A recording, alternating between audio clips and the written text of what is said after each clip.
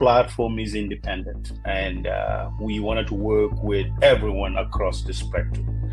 So folks are invited to share what they know, and the viewers makes their choice, and we ask the questions, and we give the just the opportunity to answer. This craziness, man, I do not care. Man, much more, you know, why am I so anti-establishment? Because of what I've seen the establishment do to people. That's why I cannot be pro-establishment. Power is in the hands of the people. And it really did. What we all witnessed is the government, they knew that they were heading in the wrong direction. They knew Gambians are speaking in the same voice. What law in the books that says the government has power to come out and go after folks' private citizens' properties and demolish them because somehow the government interest? The only way that we can salvage our country is when everybody that gets their hand dirty. Don't sit there with your expertise and just to procrastinate everything that people say or pontificate, what everybody says or does. Let's get our hands dirty.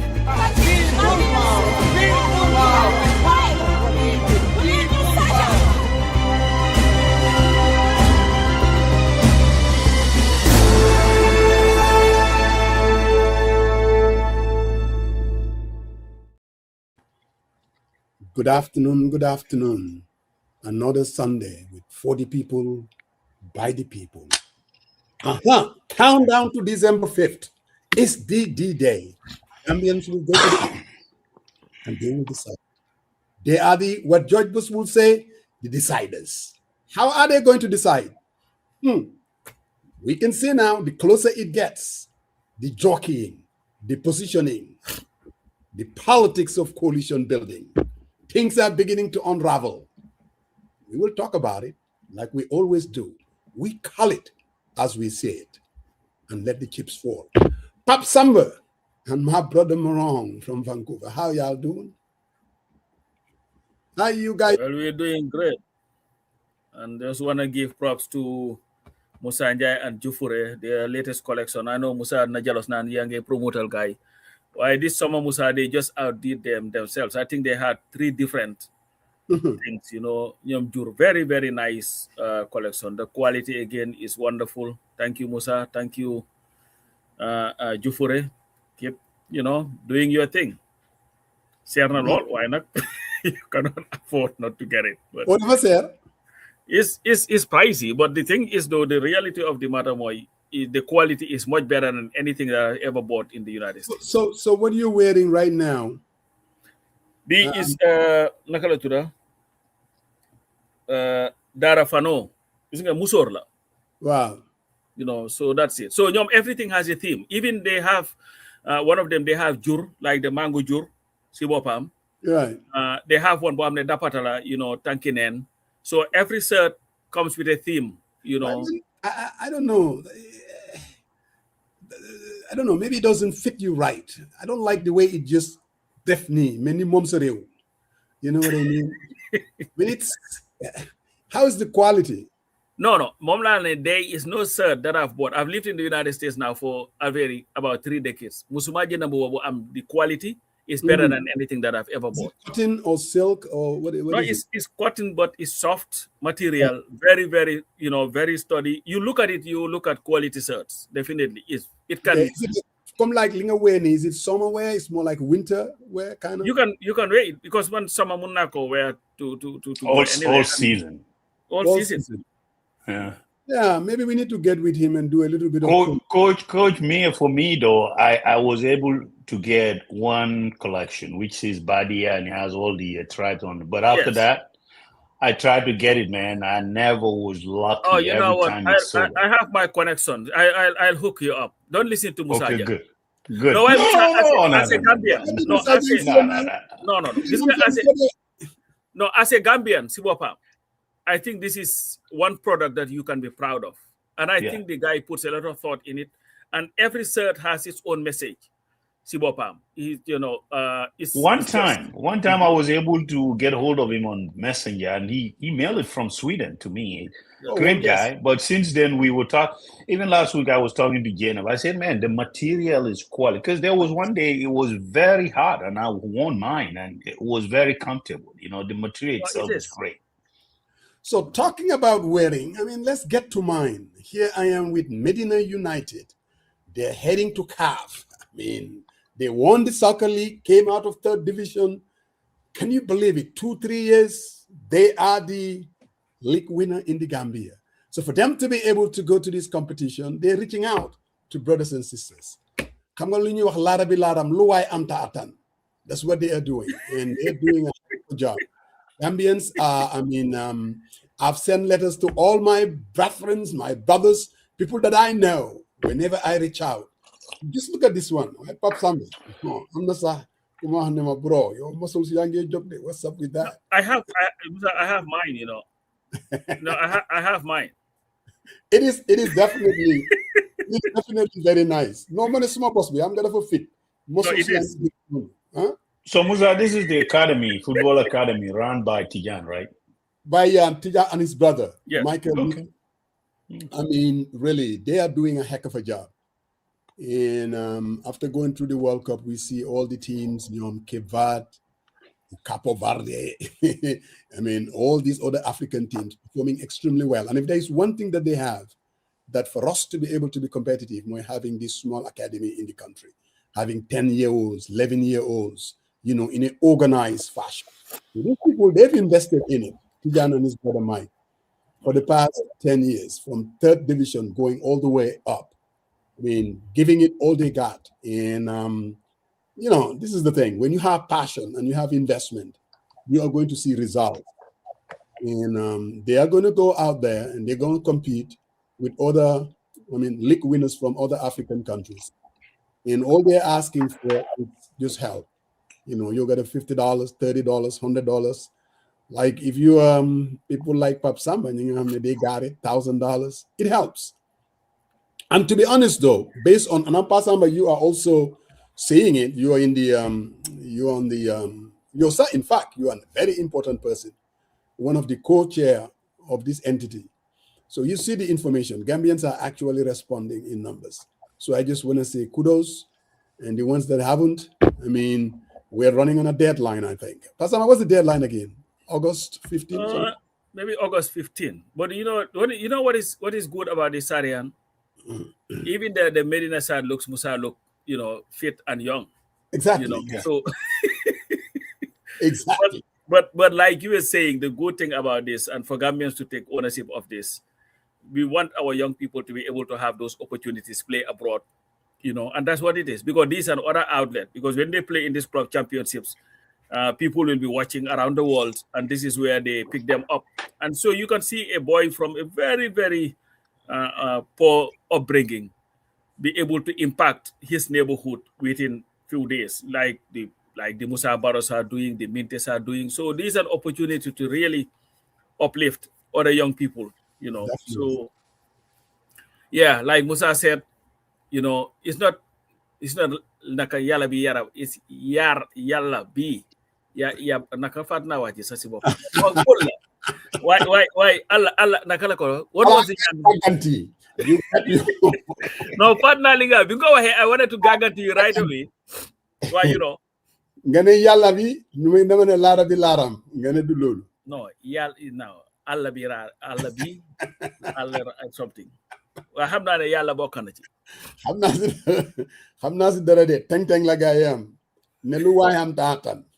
Waaw lu waayam sànni ca. Waaye bro Lamin Dabo Tida daf soo déggee ku ñoo wax danka fanaanal moom la def. No pareen la no moom kay dafa mel ni dafa draft on everything just waiting for us to come live rek mu door bi. xaar be gaay yi ñëw ma ne ko but you're most welcome. You are absolutely most welcome. This is the independent platform. Mune H.E. Lawyer Dabo, the maverick, he calls it, the defender of justice. I'm even going to read it for you. And a beacon of hope during times when standing for truth was neither popular nor safe. remained steadfast in the commitment to the people. Today, as always, he stands ready and willing to serve and lead and help rescue our nation through courage, integrity, and unwavering dedication to justice. Send me $10 now for doing that demo. But wow, Jog go free information there. So information free like that. That dependent part and another one. But again, wow. Obviously, he said I should convince you to join UDP. So you didn't see that. You didn't see that one too. I go and then the very last one, he says, Brother Sharia, tell Musa again to join UDP. That's what he said. Oh, I didn't come all the way down. But it doesn't take a whole lot of convincing. It's very easy. It's very easy. So, Pop Samba, Brother Marong, we all see the jockey 4 months before the elections. The past 3 days, there's been a lot of talk about coalition building and who is doing what and who is in and who is out. For some of us, I'm not really excited because it's like I've seen this movie before. You know how it is. You go and you watch a movie, you watch it again and again and again. So the excitement will kind of wither away. But am I surprised? No, I'm not. It's just that is why the chief strategist, Oh Lordy. there's what we call strategic thinking, knowing before we get to that, what do they call it? Crossma Jamnyajo. Before we get there, let's prevent it. There's always a lot of talk. It's going to take a coalition to defeat an incumbent. And everybody buy into it. I mean, based on our constitution, it's based on the 1997 constitution. What they call it, Pasamba? Forced to post, whatever. Oh, I'm not going to that. Whoever wins. Huh? Raugado. If you win by 1%, you win. So for strategic reasons, one vote. It's all over Africa. They're thinking if the opposition comes together and gang up against the incumbent, is the surest way. And we've always said that. Surest is the word, the operative word, to defeat the incumbent. Not that they have anything in common. Not that there isn't going to be competition. Not that kuneka yangi bugasa wai neka. I mean, we get that. We went through it in 2016. And we know how that movie ended. So for people like us, I thought, this is where I kept saying 50+1. Give us that. I mean, the Constitution. Let's have that. At least that will prevent us from getting to this junction where finger pointing, betrayal, who loves Gambia the most, all of that talk. We would have prevented it. But it is what it is. We are where we are. And people are going to go after each other. And instead of focusing on the incumbent, who we are going to run against in 4 months, and we're human. It's going to take a week or two or even a month with this back and forth among the opposition. Who to blame and the finger pointing. Does it help the opposition's positioning? No, it doesn't. But it is what it is. Papa Samba, what's your take? Well, most like you, I am not surprised. We know this.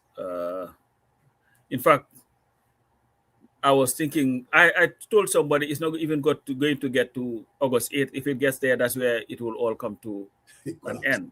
Yeah. Because the reality of the matter is we know that whenever coalitions collapse in the Gambia, it's always selection of leadership. That's it. All the other things don't believe it. I party leader, to me, like, I know that the UDP, their primary occupation, primary thing that is foremost important to them is the leadership. That's it. And I believe if they were convinced that Mr. Dabo was going to eventually be the leader, they can compromise on anything else. But I don't think they were convinced that if they were to go that route, that the process would be fair. Because you're even talking about delegates, how are we going to select delegates and all that. I know the last time delegates happened, it benefited them more than anybody else, because definitely there were people who, like GPDP and GMC and NCP and all, most of their delegates were UDP people. You know, so it was easy. But like I was talking to a friend yesterday, it was, you know what, I'm not going to fault the UDP for having the position that, you know what, giving their electoral history that they should lead any opposition that comes, coalition that comes. It is what it is. So at the end of the day, hey, they, like I have always said here, you're going to have at least 3 to 4 to 5 candidates against Adama Barrow. And the winner of those, that will be Adama Barrow, unfortunately. It's going to be very difficult to have a comprehensive coalition. It's going to be absolutely almost impossible to have one. It is what it is. I'm not surprised. You're not surprised. I know Sareng is not surprised. Anybody who's been in this game for this long could have predicted the outcome before it even started. All this talk, oh no, we are talking press release and all that, there was an underlying issue. Let it come to the leadership. NAD was stronger. Much When stronger. did it collapse? The day that they went and started talking about the coalition, who is going to lead and all that stuff, Salambir Matas. Some people went on holidays to seek medical attention. Some other people joined, other people ran, and that was the end of it. And that's just what it is. No. Brother Maron. Yeah, well, I'm not surprised either. So idealistically, I think my argument was, what was the premise of the breakaway, and the new party being formed? Obviously, there is a calculus and there is a stand that folks eventually believe in, and that's what they stick on. So going to the table wants to negotiate, and they couldn't come to terms. So I guess the third force that's been said all along is becoming a reality. So let's brace ourselves up. I wish this could be a comprehensive one, but it is. I'm not. No one can get into people's mind and force them to do what they don't want to do. So I mean, you take your message to the battlefield. Convince voters that you are the person who will bring change and make their lives and livelihoods better. So that's where we found ourselves in, Musa. Anything is possible before four months, but the heightened rhetoric, personal attack and all that, it becomes impossible to sit out and rationally discuss something that, everyone gravitate, around it. So it becomes very, very difficult. And that's where we found our position. Chargebacks, accusation, counter accusations and all that. So it doesn't help the situation, So. There is something that Pasamba said, and I think I remember I've said it quite a few times. Even Sariang, if you remember when we went on Coffee Time, and I said, we were talking about coalition, that it will be very difficult. I mean, based on past elections, especially 2021, for a party like UDP having over 200,000 bankable votes, to just roll over and say, I'm just going to allow this person to come and lead us, whatever the process is. I get that.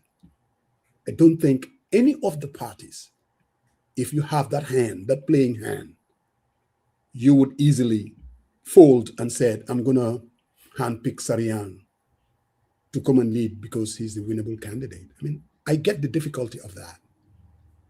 I have also said that when everything is said and done, like Pasamba, what you are alluding to, this was never about party-led, candidate-led. All of that is a distraction. That's not the issue.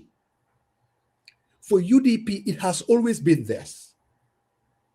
For us to form any coalition, we will compromise on everything. But Amen Dabo has to lead because he deserves it. That's what they believe. You see, this whole talk about we have to do it under the UDP umbrella, I guarantee you that is something that could have been negotiated. I have absolutely no doubt about that. In 2006, it happened. They folded. One thing that they will never fold is for A&M Dabo to step aside and allow somebody else to lead the coalition. Don't go deaf. They would rather lose an election than do it. Now, you can call it whatever you want to call it. Oh, then they are on Gambian. Oh, then they don't want change. Haniko, what are they? It's just the nature of the beast. They will not do it. Was it a waste of time? Why did they get into this? They'll tell you they didn't want to be blamed that they're open for a coalition. Where I will fault them is this. And then people are not, their supporters are not going to like me for saying this. They came out very early. I mean, they said the things that they said. But for me, I seriously believe, because when you have to show your hand. Now, people are blaming them for saying they cannot get into a coalition that they don't lead. I mean, people were very critical. But for me, this is the thing. If you believe it has to be a UDP way, for me, and that we want other parties to come and join us so that we can defeat the incumbent, you have to take the leadership role. You don't allow some other independent negotiators to do that. And I'm sure that they will disagree. But I'm just saying, man, if I were in the parties, and I know because we've been talking about this even 2 years before now, a year before, we've always been talking about this. I mean, they could have, initiated, called the political parties and sat them down and said, this is how we believe the change can happen come 2026. Put your cards on the table. That doesn't mean that you're preempting. That doesn't mean that you're being arrogant. That doesn't mean that you're taking them for granted. No. You are basically telling them, this is what I mean, and what I mean is what I say. Be very clear. Because there is one element that is missing, and that is the element of trust. Do the other parties? I see the argument. Party informed Dembarek, why would they come and nini? I get that. Briefcase parties, I get that. But do they trust you?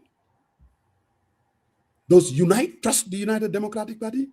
Does Doi trust the United Democratic Party when it comes to coalition? Does Mama Kande trust UDP? I don't trust them because I've seen them the way they play their cards. I was waiting for clarity. I was waiting for leadership. Saying that we are going to come together to defeat the incumbent, and this is how we're going to do it.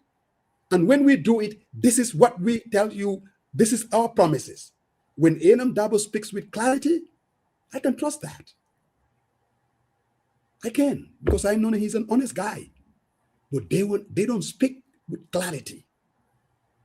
They just tell you they're the biggest party, come and join us, and then if we win, then we can put everything on the what are they? You don't do that.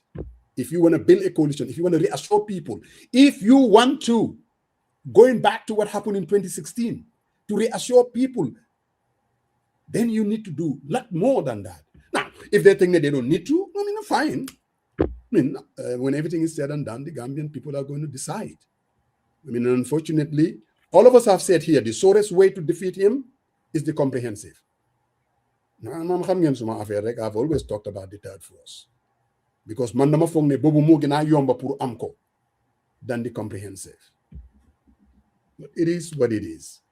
And most to butt wrestling, I was having a conversation today, and I also believe that the UDP has a clear agenda on coalition for the longest. And let's look at coalitions when it became necessary. That was after 2003 when they amended the constitution to eliminate second round of voting.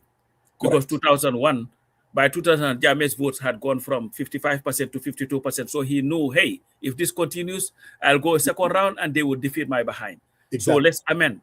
the constitution. He had the numbers. They were able to amend it. So I believe that the UDP, being that they want a party-led coalition, I'm not waiting for anybody else to initiate those conversations for me. Exactly. I'm going to initiate it myself. I'm going to write to parties that I believe I can just say, hey, Ezafal, I want to have a conversation with you. You sit across the table from Ousainou Darboe. Mm-hmm. This is what we want. We have the chances. We have the numbers. And when we win, we'll do A, B, C, and D. What do you think? What is your proposal for you to be able to join us? And that's how you do it. But for a very long time, UDP has always wanted this party-led coalition, but then had the conversation to give it to somebody else to make. No, you want it, you go. Because if you're doing a party-led, you want people to come and join you. Exactly. So if you want people to come and join you, take the leadership. You call them and say, hey, my party or whoever, all these parties, this is what we want to do. We are calling you to have a meeting. Apex can have their meeting. All these people want this thing led. We are not going to participate in that. What we want is a party led. And this is why we want a party led. We're not going to make the negotiation in public. But I'm going to call people that I believe we can convince and work with and then do it. But what has been happening for a very long time, you go to these meetings, it doesn't come out your way, you leave, and then you're blamed for leaving. When you've already made your position. I'm not going to do that. I will call you. If you want to join me, great. If you don't want to join me, move. I'll just move on with me. So party-led is different from a program-led coalition or a candidate-led coalition or whatever. A program-led is what I most like than a candidate-led. Because a candidate-led, what is it? So, it's like Adama Barrow's independent candidate. Yeah, that was a program-led coalition, So that's what I'm saying. So you just go call the people, let them come to you. That's what it is. You have the numbers, convince them. I'm not going to engage in a hall with 10 different people. Everybody wants to be president. No, that's not what you want. Exactly. You want your candidate to be the candidate. Why am I going to a conversation with somebody else who also wants to be the candidate to decide who is going to be the candidate when I know I want to be the candidate? Otherwise, I'm not going to be part of it. I'll call my own meetings. Yes. I'll call Saren and say, hey, you are the leader of the Vancouver Freedom Party. This is what UDP can bring. We have the numbers. We have the resources. These are our five-point program. We can negotiate that. What can you this thing? We can even talk about the type of government that we're going to form. Exactly. I want you to come and join me. Call Musa Ajeng. You are the Savannah, Mumbai party. Come. So that's what. So those that want to join you, you have your own coalition. But I'm not going to a meeting when I know that I want to be the candidate. It has to be led by my party. And go to some other people telling me, okay, I also want to be the candidate, but I also want my party to be my program. It doesn't work that way. And that's where they've been making the mistake. If I were them, if they focus it, let them forget all these things and start calling the people that they want to work with. Period. So, the clarity that I'm talking about before Syrian comes. Look, just like what I said, Pasamba is reinforcing that.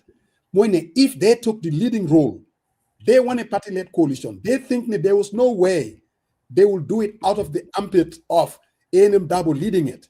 You initiated it. When you talk clearly, you are the biggest opposition party.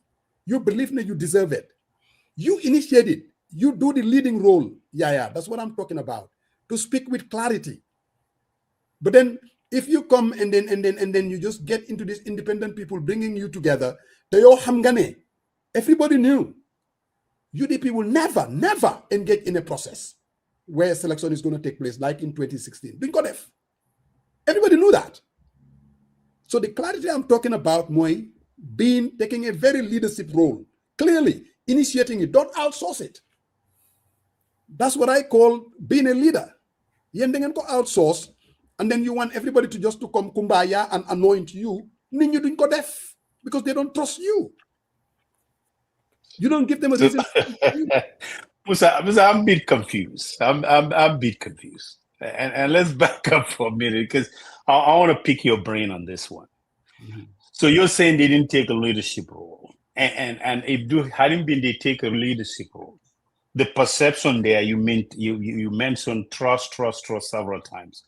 Would that make a difference? I mean, in terms of coalition, there's a perception built already. Do you really think that's going to get more people to the table, or at least because they've been clear. I mean, Mr. Mani, Lamin Mani and Larry Cisse and all that, they've been very, very clear on radios and their discussions on public platforms, their position. Would you think that calling in I don't want to be idealistic here, because the fact that this issue has been going, people within that coalition agreement don't believe that it should be a party led. That is something. It's not it's an open secret. So saying that, oh, they did not take the leadership role, what difference would that make? The fact that they haven't done it, it can only be speculative. All I'm saying is, if I believe I'm the biggest party, and I believe I want other parties to come and join me, I'm not going to allow somebody else to do it for me, because there is a trust element. Your Soko initiative, Sariang, if I called you and said, bro, I want us to sit down together, I believe if we work together, we can defeat the incumbent. You initiated it. You look me right in the eye. This is what I believe. This is what I am proposing. Whatever mistrust that I have, at least I will be open to listening to you. But if it is done by an outsider, and people are just going to assume, well, you know what? If they're inviting all the parties, we will just go along. But always reminding people, you know what? It's only going to be party-led. I get that. United parties, they have their own positioning. What I'm saying is, again, there is a trust element because of the past. And this is not only 2016, it goes all the way back to 2006. So there is a trust element. Now, and this is not the first time me saying this. I hope they would initiate it. And then listen to the other parties. Boy, man, you join me. I want you to come and join my party. I shouldn't allow somebody else to do it. I just shouldn't. Because UDP was never going to go along with the process. Didn't go there, sir. Selection process you need. No, didn't go there. They made it very clear. They want party-led, and party-led is a code word. They're not going to compromise for the leadership, just like Basamba said. They will never compromise the leadership. A&M Dabo has to be the leader. And you know what? When you say that, young Ejimoneki, he's obsessed with power. No. It's not about obsession with anything. All I'm saying is, for them, the man that deserves to lead the coalition, it's him, because he's the one with the 240,000 bankable votes. He's the one that's been leading, going all the way back to 1996. That's their rationale. And it's a very fair, position to take. I am not dismissing that. What I am dismissing is this: the way they go about it. I don't think the clarity was there. And Musa, they were very, very. I did say they were very clear. And you unpack a lot of stuff here. There's a perception issue. There's a trust issue dating back past 2016. My question to you is, even though it's organized by a third party, a neutral party, but they came face to face with other key stakeholders, and negotiation took place behind the scene.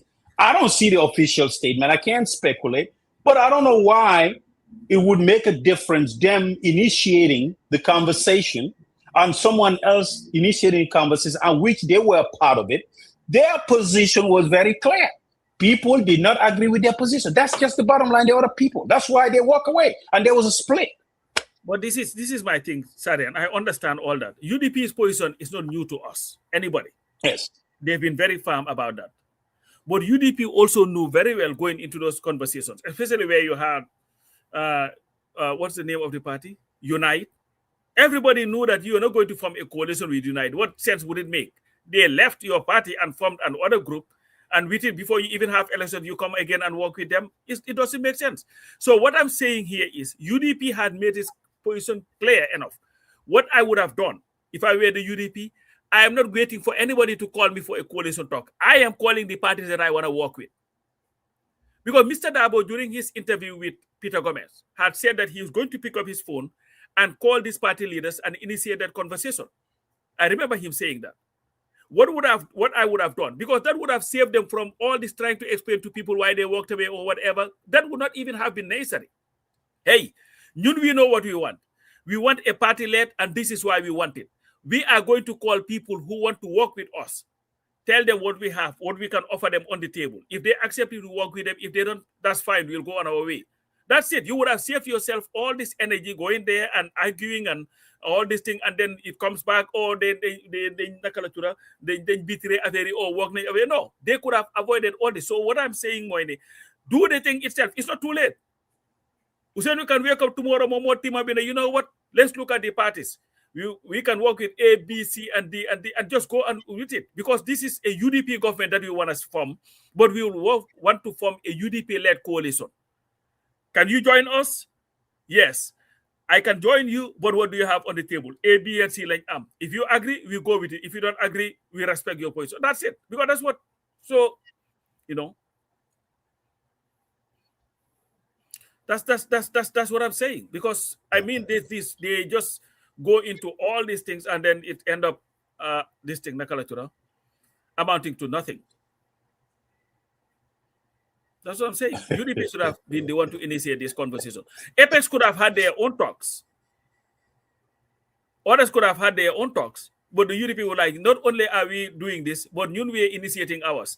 Those who want to join us because of A, B, and C, we'll call you. We'll talk to you. If you want to join us, great. Because we believe we create the smartest thing, the best path to victory. But my impression always been they were very crystal clear where their position was. Oh yes, they were very crystal clear that nope, it's us who's gonna lead, and whether people had a buy-in to that conversation. That's not, but I think they were very clear, and irrespective of whether they lead that conversation or not, I think that is also questionable, So, but the fact that they put this out, that hey, it's us or nobody, because they were very, very clear, and this whole third force thing, some of them even believe in that. They said, you know what? I think we are encouraging a third force because it will peel away votes from Barrow, and ultimately that will lead UDP. That 100%. Yeah, exactly. So I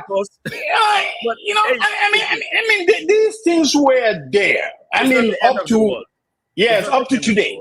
Yep. So them leading it or not part of it, are really their position has. And remember, they are part and parcel of the conversation, but there are other parties who also took a stand firm, saying that no. No party left. As soon as I had SFR on Coffee Time and he's interviewed, you know what? This is not going to go anywhere. No, come on. The signs were all apparent. It was all there. So, being leading, not leading, but they were part of the conversation. And their stand was very clear. Disagree with them all you want. For me, the goal is always very simple. We all talked about comprehensive coalition, knowing how difficult it was going to be. The fact that it hasn't happened, it's a clear indication that we failed. And when I say we, meaning the opposition, failed in the execution. What we are doing now is to try to kind of determine how did it happen? How could it have worked? I guess that's what we are engaging. Now, nobody, and I think all of us are basically saying, Monday morning quarterback. Wow. For us, there's absolutely no doubt. UDP's position is not new to me. And I don't think it's new to anyone. What I am saying though, and this is maybe Sariang, where we have a different of differences, if you want to call it that. Moine, who should have initiated the talks? They should have initiated it. You believe you want a party led. Then you. Well, somebody said they are doing that. They are calling. Look, this is the thing. Politics. There are two audience. Obviously, you have to do things behind the scenes, and then there is also, because it is politics, the public opinion that is out there. Suntu is just talking. What we are saying is So boy, be. No, he's always saying that. He's always been saying that, going all the way back to 2006. What I'm saying is this.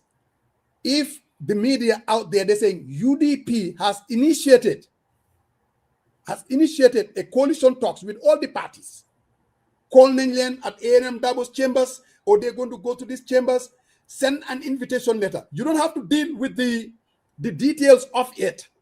Then everybody would know, yes, the biggest party is speaking.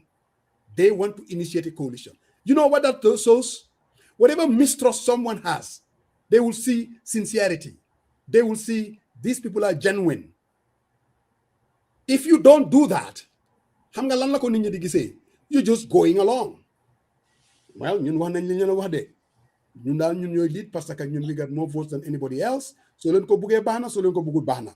Fu ñu nit call nak ñun dina ñew tok ñu wax len ñun li ñu bëgg wax. That's what it is. That I can tell you, it wasn't going to go anywhere. Seriously, it was a waste of time. It doesn't show sincerity. And not only them alone, everybody was, all the other parties, they were all just going along. I've said this there. A lot of people were in this for compliance. You're telling me no facts. You know, I've been telling people that a lot of people go to these coalition talks for compliance because they don't want to be blamed. They do what you want. You can even know that they are not very sincere about it. No. Most of these parties, No. they just want to, and like I said, I've all told people just harden by August 8th. UDPs are saved for some time because August 8th, Sila Janga Jirulan Tase. Everybody is there thinking that they should lead it. And I'm going to tell these two people. When they go there August 8th, and what's his name? The GDC leader, Smawaji. Mama Kande is not selected as the leader. He's walking away. Because in Mama Kande, he believes that the only person that Mama Kande believes should be selected ahead of him would be Usainu Numukanda Dabo. Anyone else, he would say, nope, I've been doing much better than you. And that's where the issue is going to come from. You know, and all these things, Unite will not want SFL to lead them because they believe that maybe they have a better chance of winning. SFL believes that he has a greater chance of winning. So, a lot of people who are there just for compliance. At the end of the day, it will all crumble by August 8th if they don't push it. My last question before we move away from this. Do you guys really, really believe that UDP leading the conversation, calling Paul to the table for discussion, for a comprehensive approach, hadn't been they did that? Do you guys really, really believe that people are going to have a buy-in into this candidate-led when people's prepositions have been known ahead of these negotiations? Let me say this. Go ahead, Mose. Let me say this. I talked about the trust factor and the history, but I also know UDP has never, don't listen to Suntu, they have never taken a very... I'm not listening to Suntu. Suntu is the last person I ask you a specific question, so just answer the question. Forget about Suntu, man. I cannot forget about Suntu. No, it's not. It just seems like he poked your... No, money. I do believe. Would it have changed the situation? Would the parties have a buy-in? I don't know that. But one thing I know, they will have a stronger hand. They make their position clear. Is the way to defeat the incumbent. And we want you guys to buy in as partners. So, Linga Hamne Moyon Neka the problem, who is going to lead and everything, that would have been obviously a foregone conclusion. Would it have changed it? I don't know that. But the fact that we've never tried it, because it was fait accompli. We know that this wasn't going to work. Apex organizing it, some ADA organizing it. Look at my position. If you go 3 years ago, Binyom Kebafun organized a coalition talks. What my position on Pasamba was? 2016 playbook ain't going to work this time around. Bro, I have been consistent as the Northern Star. Billahi wallahi talai. I knew it. I told them, man munuma boka ci lisa. I will not, because it's a waste of time. Because I believe, Nate, the only way coalition would happen if it is done from the ground and if it's initiated by the parties themselves. Man, Lola Musdigum. I always believe that. And all this other stuff was a waste of time. Would it have changed if UDP initiated it? I don't know that. But at least it would be something that they've never done before. That I know. Irrespective of what other people say, well, calling PPP on the sidelines, that's not what I'm talking about. Or calling Mama Kande on the sidelines, that's not what I'm talking about. I am talking about coming with a clear plan, strategic plan, send an invitation to all the parties, initiated it, sit down with them, and let the conversation be about your proposal rather than anything else. Will they buy in? Maybe not. Maybe, maybe not. But at least here's my answer to that. Mm-hmm. No, go ahead. Say at least be. Mm-hmm. No, go ahead. Go ahead. Yeah, I know what at least. No, Sarian, it's difficult to say. But what I'm saying here is the UDP went into this. They knew very well what was waiting for them. They knew. That was the reason why they kept on hammering this, party-led, party-led, party-led. So what I'm saying, Moini, instead of waiting for another entity to initiate these things, initiate it yourself. That way, you're calling them. Those who answer your call will be those that you'll work with. Those who do not, you just forget them and move on. That's what I'm saying. But you go through this, and now you're here trying to explain why you walk away from it. No, you are calling a coalition. We believe that we can win. For us to win, we are calling on partners to come and join us. We are having a meeting. We've invited you to come. Now, if 10 people, if you invite 10, 5 come, those are the 5 that want to have a conversation with you. Talk to them, form a coalition, work out tomorrow and say, you know what, we have the UDP, VCC, coalition going to the 2021 elections, 2026 elections, and then move on from there.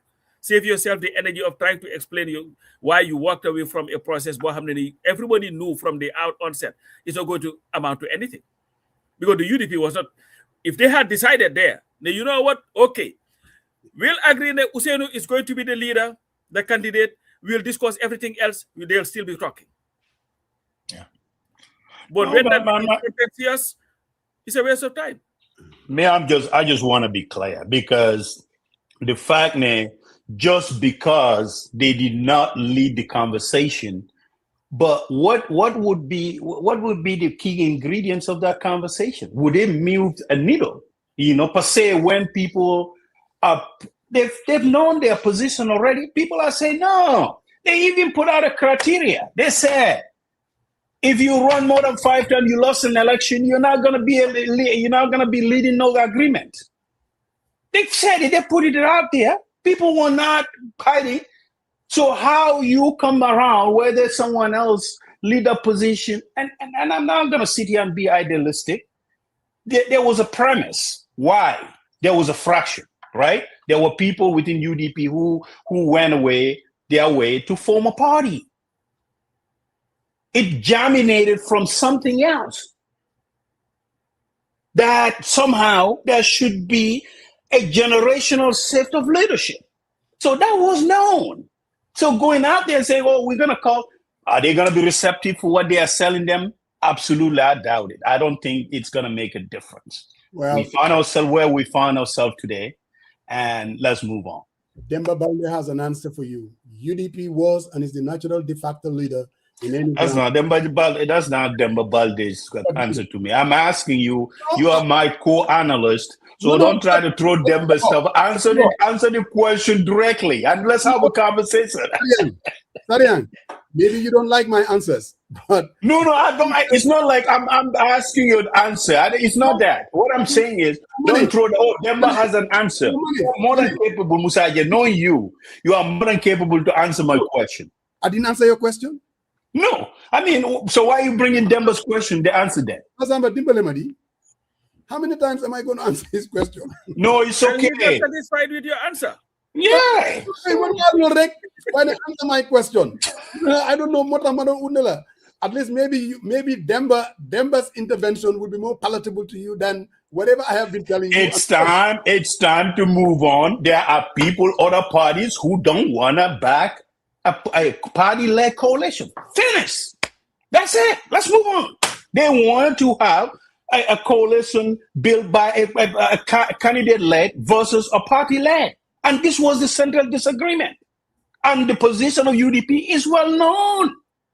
Okay. Were they able to move the needle to the other side if they initiate a call? I don't think so, Musa. I don't want to be idealistic here. So Suntu has answered this because Suntu in 2011. You remember the 2011 coalition, UDP coalition? That was when PPP joined them.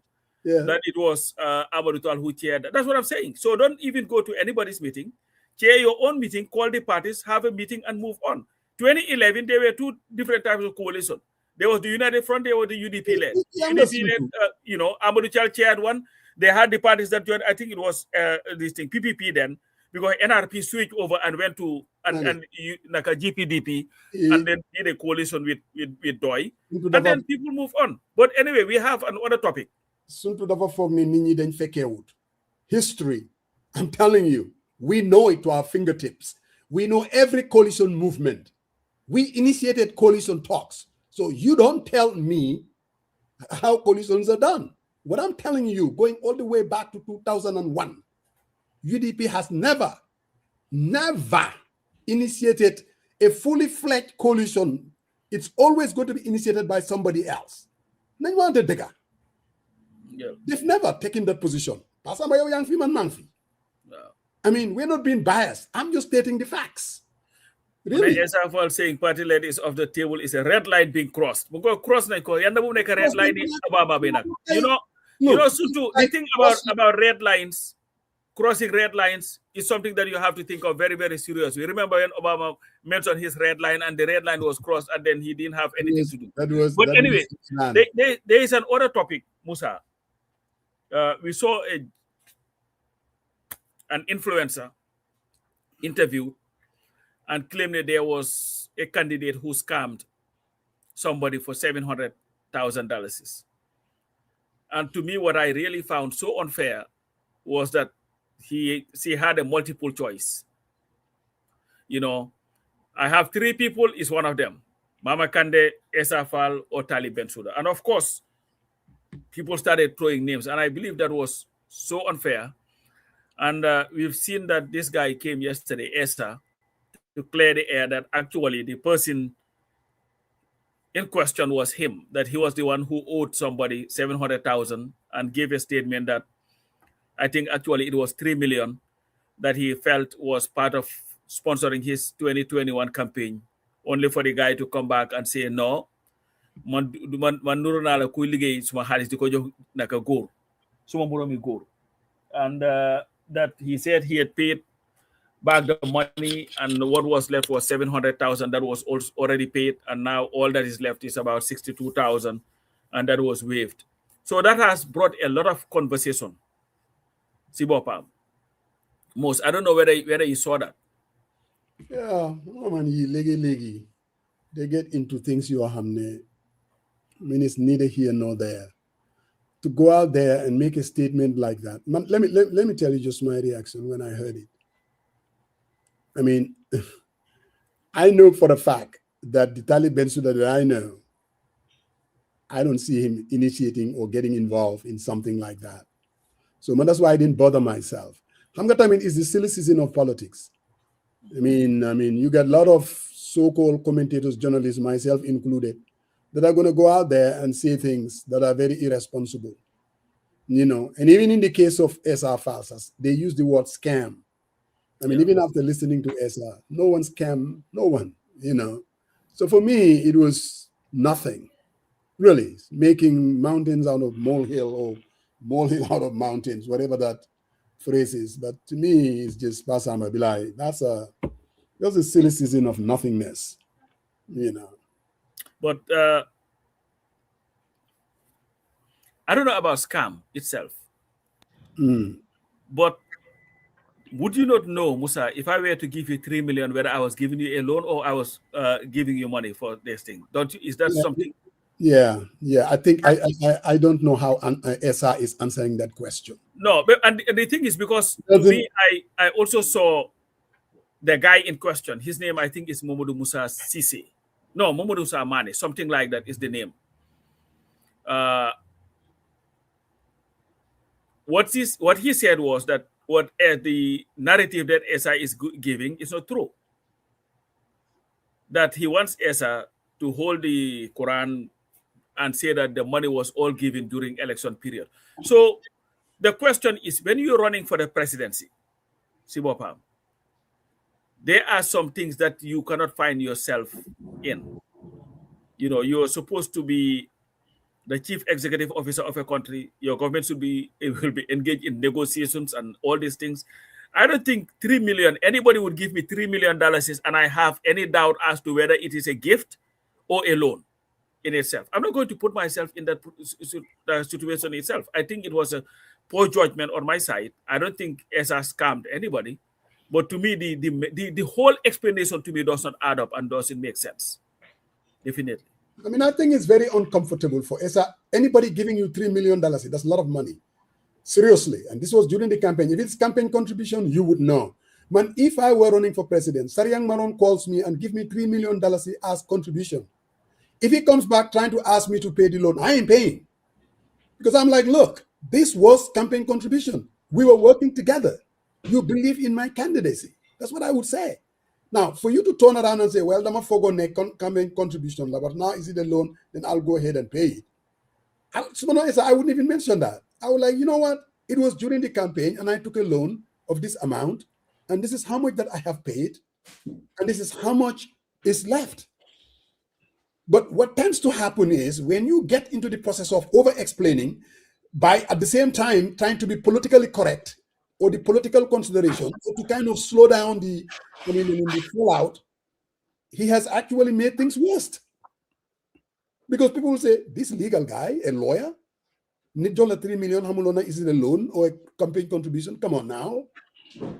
You know, I mean, I don't think that it helps trying to explain the situation, really. Especially, like you said, running for the highest office of the land. I mean, that says a lot. I would have come and said, you know what, I owe the guy, it was 3 million, I've paid him 2.3 million. That's what I said. 2.3 million. I've paid him now, only that is left is, and just leave it there. But don't try to explain it all over. It's just like that other guy, Musa Bachili and all these things. So what it does is it makes people look at you differently, especially if you are criticizing Barrow for side deals, just make sure also you are not going to be caught doing anything close to that. That's just what it is. ESA is my koto and all these things, but I'm like, come on, man. It's just, it does not even make sense. Especially as a candidate who and projected yourself as being rich. Man, because that was the campaign in 2021. And now to come out and say, and all that, it makes people like, come on, man. Yeah. You know, we have to do better than what we have played. This thing, definitely. I don't think it helps at all, to be honest. I mean, politically speaking. So now all over the thing. So that's it. We cannot be holding people different on different nakalatura. But anyway, Uncle Saria. Yeah. So I think it was not a scam, obviously. I mean, I think everyone was like, oh, it was a scam. Someone did it. I think we all can draw a bottom line that it's not a scam. And I also, kind of, ESA's explanation raised eyebrows as well. A sum of 3 million is not a small amount. So I think I would come in and say, hey, it's me, which is very honorable of him coming out and say, let's squash this conversation. Let's squash accusing the other two. It's me. That was very honorable of him. But I think when he goes in and explains saying that it's a, contribution, and the guy later said, I think that's kind of murky. And as a legal professional, it brings a lot of skepticism among the minds of many who had a lot of respect for him and everything else. So, but I'm glad it's paid. And, this scam thing, I personally, I would think SFR would be the last person to scam anyone. I mean, what is there to scam? I mean, he tried to repay the money in good faith. I mean, according to him, he even wanted to, give him his land when he was short of cash. I mean, that's good faith right there. So he ultimately paid it, and I think this whole scam thing, he didn't scam anyone, and I think that is just what it is, because it's a silly political season. People wanted to model up. I mean, she could have used a better phrase that besides scams. Just say someone owes someone, they try to get their money. Then you can explain that. But when you say scam, that brings a lot of it brings integrity, issues into question, and trust and all that stuff. So I really think that was very uncalled for. That's the only thing I would blame. But in terms of Esa himself explaining this, I think it kind of raised a lot of eyebrows. And I think in the future he will do a better job, because coming out to say, hey, let's put this to rest. It's not Mama Kande, it's not Talib. Those are the two people that names. It's me. I think I had a lot of respect for that, So, but furthermore explanation and thinking that is a campaign contribution, that is no go, no here, no there, man. So I don't think he helped himself. And and somebody just brought up something, because I remember when Barrow also accused him that for them office land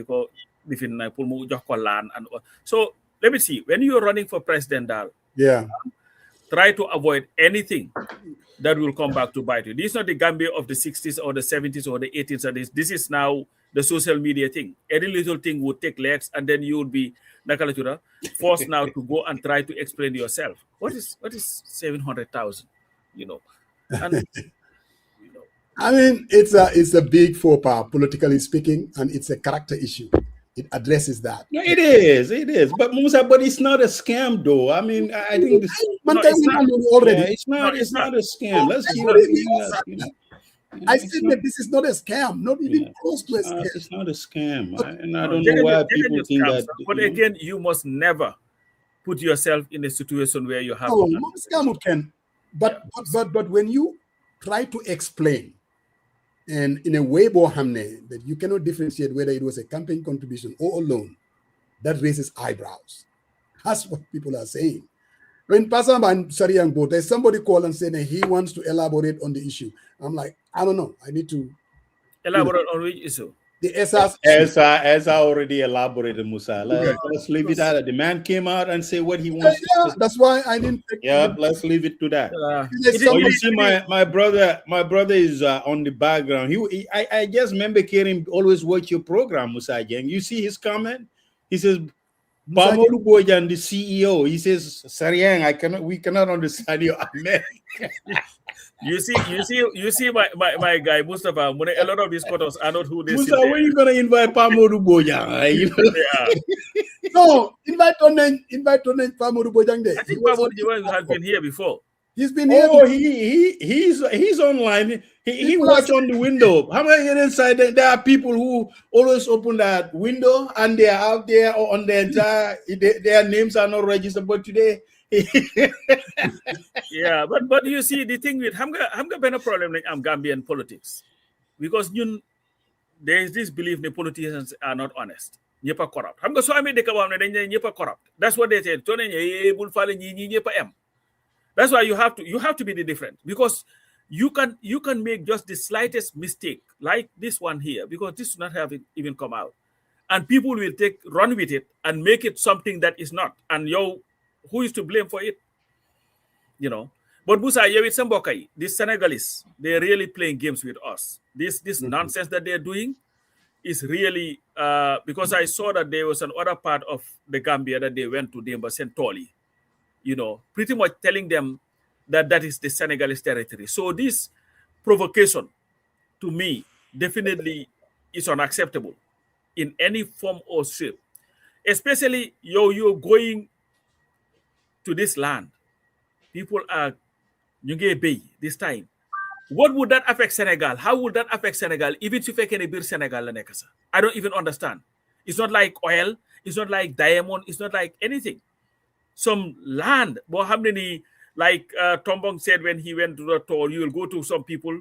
The living room is in the Gambia. The bedroom is in Senegal and all this thing. You want to call for neighborliness. You have your Senegambia, what do they call it? Secretariat. You have your president coming on a secret meeting with Barrow, Bobby telling him, Barrow, linga defon guy UDP, light of the money, they demand from party from Kirai, you know, and other, you know, you started this thing, please tell me, Nakalai Jamfaye, or whatever nonsense that they're doing. But Musa, you cannot have your military people armed to the teeth going and provoking people just because we have a government that have proven that they cannot do a damn thing for themselves. You know, you cannot even provide security for your president. The president does not trust anybody. Everything is the Senegalese. They guard the president. They do everything. So it's like, where is our sovereignty? But this thing has to stop, because I believe that all it would take is one crazy soldier to react, and it will be a lot of people dying. Because I think this is really now getting out of hand. It doesn't make sense. Definitely. Pasamba, clearly you know that I have absolutely no experience when it comes to foreign policy. But one thing that I know, going back to the basics, the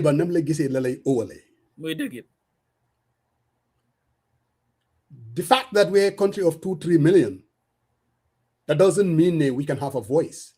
That doesn't mean we can be respected. Our problem at this critical juncture, there is a lack of leadership at the helm. Call it whether economics should be here or economics shouldn't be here. Call it whether other foreign forces that are guarding the president. Is a combination of things. You see, when people talk about Adama Barrow not being the chairman of ECOWAS this time around, and then there is a lot of explanation about, well, the financial this, financial that, whether we can afford it or we cannot afford it. You see, so nekkee ci ay sa ay morom dafa am niñ la dee gisee. Adama Barrow does not. This has nothing to do with the guy, whether he's nice or not nice. He doesn't project himself as a leader that can influence. They don't see him that way. So dafa very easy. Neighboring Senegal, I mean, Diomaye Faye mi nga xam ne bërëg dembo yaay la fi ñëw, wet behind the ears. They're going all over the place, making moves like that. It's because of nit ñu gisee. Yep. I can tell you this, and I hate to make that kind of bring Jammeh into the fold. But I'm just bringing him to show you that sometimes being firm, whether right or wrong, it's very required. You have to be very firm. You have to be seen to be firm. And this is where clarity comes in. And that's what leadership encompasses. They don't see us like that. All right. We've been talking about, according to them, their press release, this issue has been going on. We've been talking about it. Obviously, there is no resolution of any sort. You're the Senegalese, you took it upon yourself. They decide, you know what? Yen fi ngeen build seen lii bi nii ñun we just gonna go there bombardé ko because yen da ngeen ñu bëgg a yeb sax. Because they know that they can do it and nothing is gonna happen. And that's the reason why, come December 5th, we need to bring in someone with a totally different leadership style. Someone who is firm, somebody who knows what's going on, somebody who is competent, has the capacity to address issues. Why? Boy, joxoon ñëpp xam ngeen fi ma jëm. Musa sa waa ji ñëw na. For the Jawla na nga calm down, but continue. Tey moom you have a crowd. Go ahead. No. So our problem in the Gambia is this. Oh, Brother Martin is here. He will at least we'll get to him. Our problem is this. Come December 5th, we need a new sheriff in town. If we do that, then we will begin to deal with the issues. Because Senegalese, they cannot make a decision ñoom fan mooy pancang anglais ak fan mooy pancang français. They cannot make that decision. This has to be bilateral. Ñun ñëpp dañ am pour toog using, going all the way back. Was it Bismarck or somebody that sat there and they decided which is Gambia and which is this? Senegalese ak français. There was a frontier somewhere. Halifa Sallah has been talking about this for years. And I listened to something that the comment that he made, Pasamba. I think you sent me that. It was clear as day. What he's saying is, balanga xam yow lan nga mom. Ngeen sit down, ngeen decide fan moy Gambia and fan moy Senegal. If we establish that, then Gambia decided to go and build in Senegal, then definitely Suboba sasula nehe nga bulldoze. But unless and until we establish that, you absolutely have no right to do that. Because by doing that, is because they yoda new yap. No, you yabe set of President Bikaina Wahdegayala. I mean, I could see you doing that. Anyway, we need to bring in Hassan. No, Sarian, go ahead and give it. I can add a piece to that. Absolutely, sir. Sorry, brother. Go ahead. Fanamoso Jem Fana. Ibalobe Kandir Nebide. Wallahi, Nimimo favor Bari Alabala. I apologize.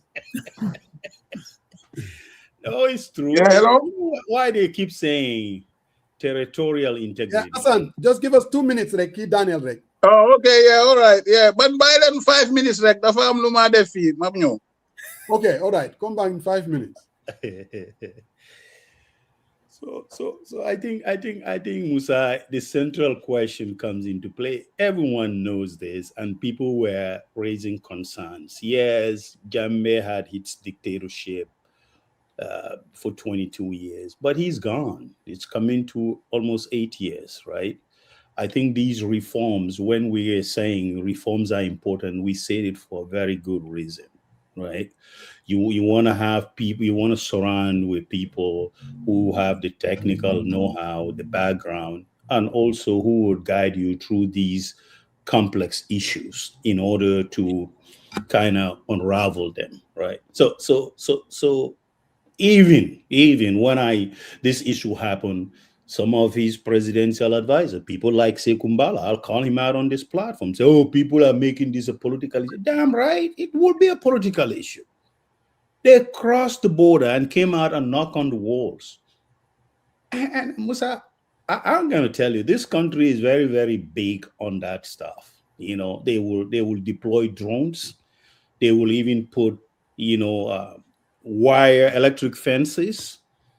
And the people are out there 24/7 to watch these areas whereby people don't cross over who doesn't have business to be on the other side. So that the fact that the response after this whole issue happened was lukewarm, and it's a blame game. Take leadership role. And this all fits into this whole narrative, Musa. For 8 good years, we've been told reform upon reforms, reforms upon reforms.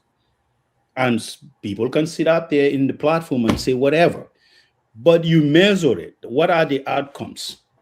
What are some of the milestones? What have we achieved? What do we want to be as a country in terms of how do we measure that? Our professional output based on the daily conduct of our security personnel, and how efficient government services is able to render to its citizens and all that. But it hasn't taken its center stage. And people keep saying this, hey, we have victims. We need to get this reparation on the way and get this whole thing done. There is a reason for it. Because every time issues like this happen, it brings these central questions. Where are we as a government? We can say, hey, there is democracy. But I think reforms, how our institution works on day-to-day basis, is far more outweighed than other stuff. They work hand in hand. Because if you say, hey, we have democracy, but the police have the same modus operandi. They can do stuff. We've seen it all the time. There was PIU by Coastal Road. There was a video, went to a store, Morten trading that guy that I will arrest you and all that stuff, right? Yep. So I think these are central. And not to say, look at the close protected bodyguards of the president. Who are the close guys? Still now 8 years. You're gonna tell me there is not a single Gambian who is capable, who can protect the president and the first family.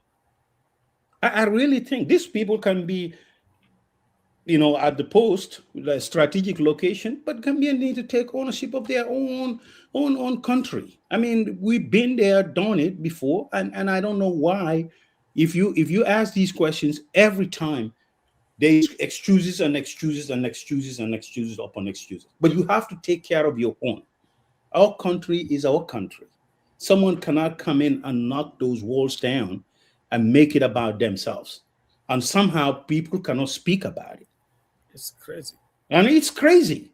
I mean, Gambia is a sovereign state. And not So any for walls, all sir. Not intents any and walls, sir. purposes- Military barracks. Military barracks. Yes. It's not like any wall, Nekutu Stadium wall, all these things there. No. Why? somebody- Who would? I mean, may God forbid. But where in the world would you come and knock down a strategic military installation and walk away with it without any repercussion or without the order resulting to increasing their pasture, meaning that they will, confront you in the most lethal force, right? You can't do that anywhere in the world.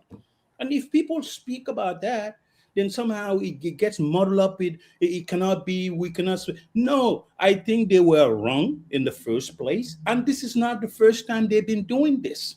You cannot continue to inflict aggression on the other part, and you think those people need to be calm and not result to any type of response. This is why people respond. This is why escalations happen. This is where wars begin. Because you wanted to go after a sovereign state. Why would? They have an army. They have installation. They have weapons and all that. So they can defend their territory. But I think the worst thing is diplomacy is great. But I think the pasture is enough of this. Senegal cannot continue to do this. And if they do this anymore, Gambians will respond. And they will respond very, very clearly. It's not there every now and every 6 months. There should be some type of incident around that area, because these incidents been happening for a while. It's like isolated. They stop this person, they kill. Well, you can't. I mean, this is not a nationalistic pasture at all, but you really wanted to make sure that you maintain that integrity, especially within the two territories. That's very, very important, Well, listening to all three of us, there is one thing that we all agreed upon. Gambia is no doubt a sovereign country, and being small doesn't mean dang you wara yak. And what is lacking is the leadership more than anything else. Now, it's one thing. This mouthpiece, or call it speaking with press releases, bro, that can be the most impotent way of channeling what you are talking about. You know what I mean? This lengthy with flowery language all over the place, and you put it out there and you're speaking to the Senegalese. What are they? You come out, you speak to Jomai Faye, you speak to the Senegalese people, you speak to your countrymen, the Gambians. You take leadership. am na nooy waxee ñu ne kii mer na de ku ñëw sa dëkka sa riyang sa kër ngi nii suma kër ngi nii you decided to come and dagaase suma fence bi. I'm going to speak to you no matter, even though you're my friend or a family member. Di nga xam ne kii nii is really angry. I don't even think that the president is angry. Really. Or at least press releases wouldn't reveal that. The anger. Has he even spoken about this at all? Outside of press releases? Your sovereignty is number one. So Obon Sanga Bill created the best economy there is. But when everything is said and done, if someone comes and question your sovereignty, now that is the time to speak clearly to that person. Why do they need it? What you have done without consultation, you're violating our sovereignty. And I really want your blah blah ambassador to come and explain to us what's going on. So the person who is responsible for the Senegambia Secretariat, you gotta make moves your hamne. He will think twice. Like I said, pardon me. We're all idiots. Master Dr. Sisegi, you guys don't understand diplomacy. It's supposed to be some kind of brain surgery. I mean, before you speak, you have to understand. Understand what? You see, they no, seriously, they think that we are all a bunch of idiots. No, yeah. We have experience and that we've never worked in government and this is how government works. Man, Negro, please. It's not about that. It's not. Yeah, no, it's not. I agree with you. I agree with you. Understanding bilaterals and multilaterals and fila harijar. Something happened that questioned again our sovereignty. I will call the ambassador and I will make a public statement directly to the people. It's also about two countries, you know, the Senegalese people and the Gambian people. Make your case to them with firmness. When the Senegalese government understands that there is even it becomes a political problem for them, then they will think twice before they do it again. Like Pasamba is saying, so if you get the France and you come on now, like Halifa Sallah said, unless and until we determine a finger mom, then definitely, I mean, everybody needs to take a chill pill. No, they need to. But I'm got the hypocrisy about this more. You have every leader that comes, Gambia, Senegal, and all this stuff. And, you know, this is the first time it happened. 2010, they nearly, you know, they had to quickly quash it because it could have been a nasty thing. Because our soldiers were ready to fire because we had that crazy guy. I'm not another 5 minutes, man. No, you can come in now if you're ready. Hassan. He says another 5 minutes. He's telling you okay. Another 5 minutes now, yeah. Okay. So the thing is, at the end of the day, man, to me, Jumai knows exactly what is going on because there is no way that Jumai, as president of Senegal, does not know what is going on. Just the same way that Adama Barrow also knows what is going on. It's just, and you have the Senegambia bridge. You know, you establish a bridge to link these two damn countries together. But you're going and sending your soldiers to go and tell people, hey, if you are in Senegal, what kind of nonsense is this? It does not even make sense. You know, like Bas said, yes, close the bridge and say, you know what, until we can have a solution to this, let's close the damn thing and see. Pasamba, for me, sir, even close the bridge, that will not be the beginning.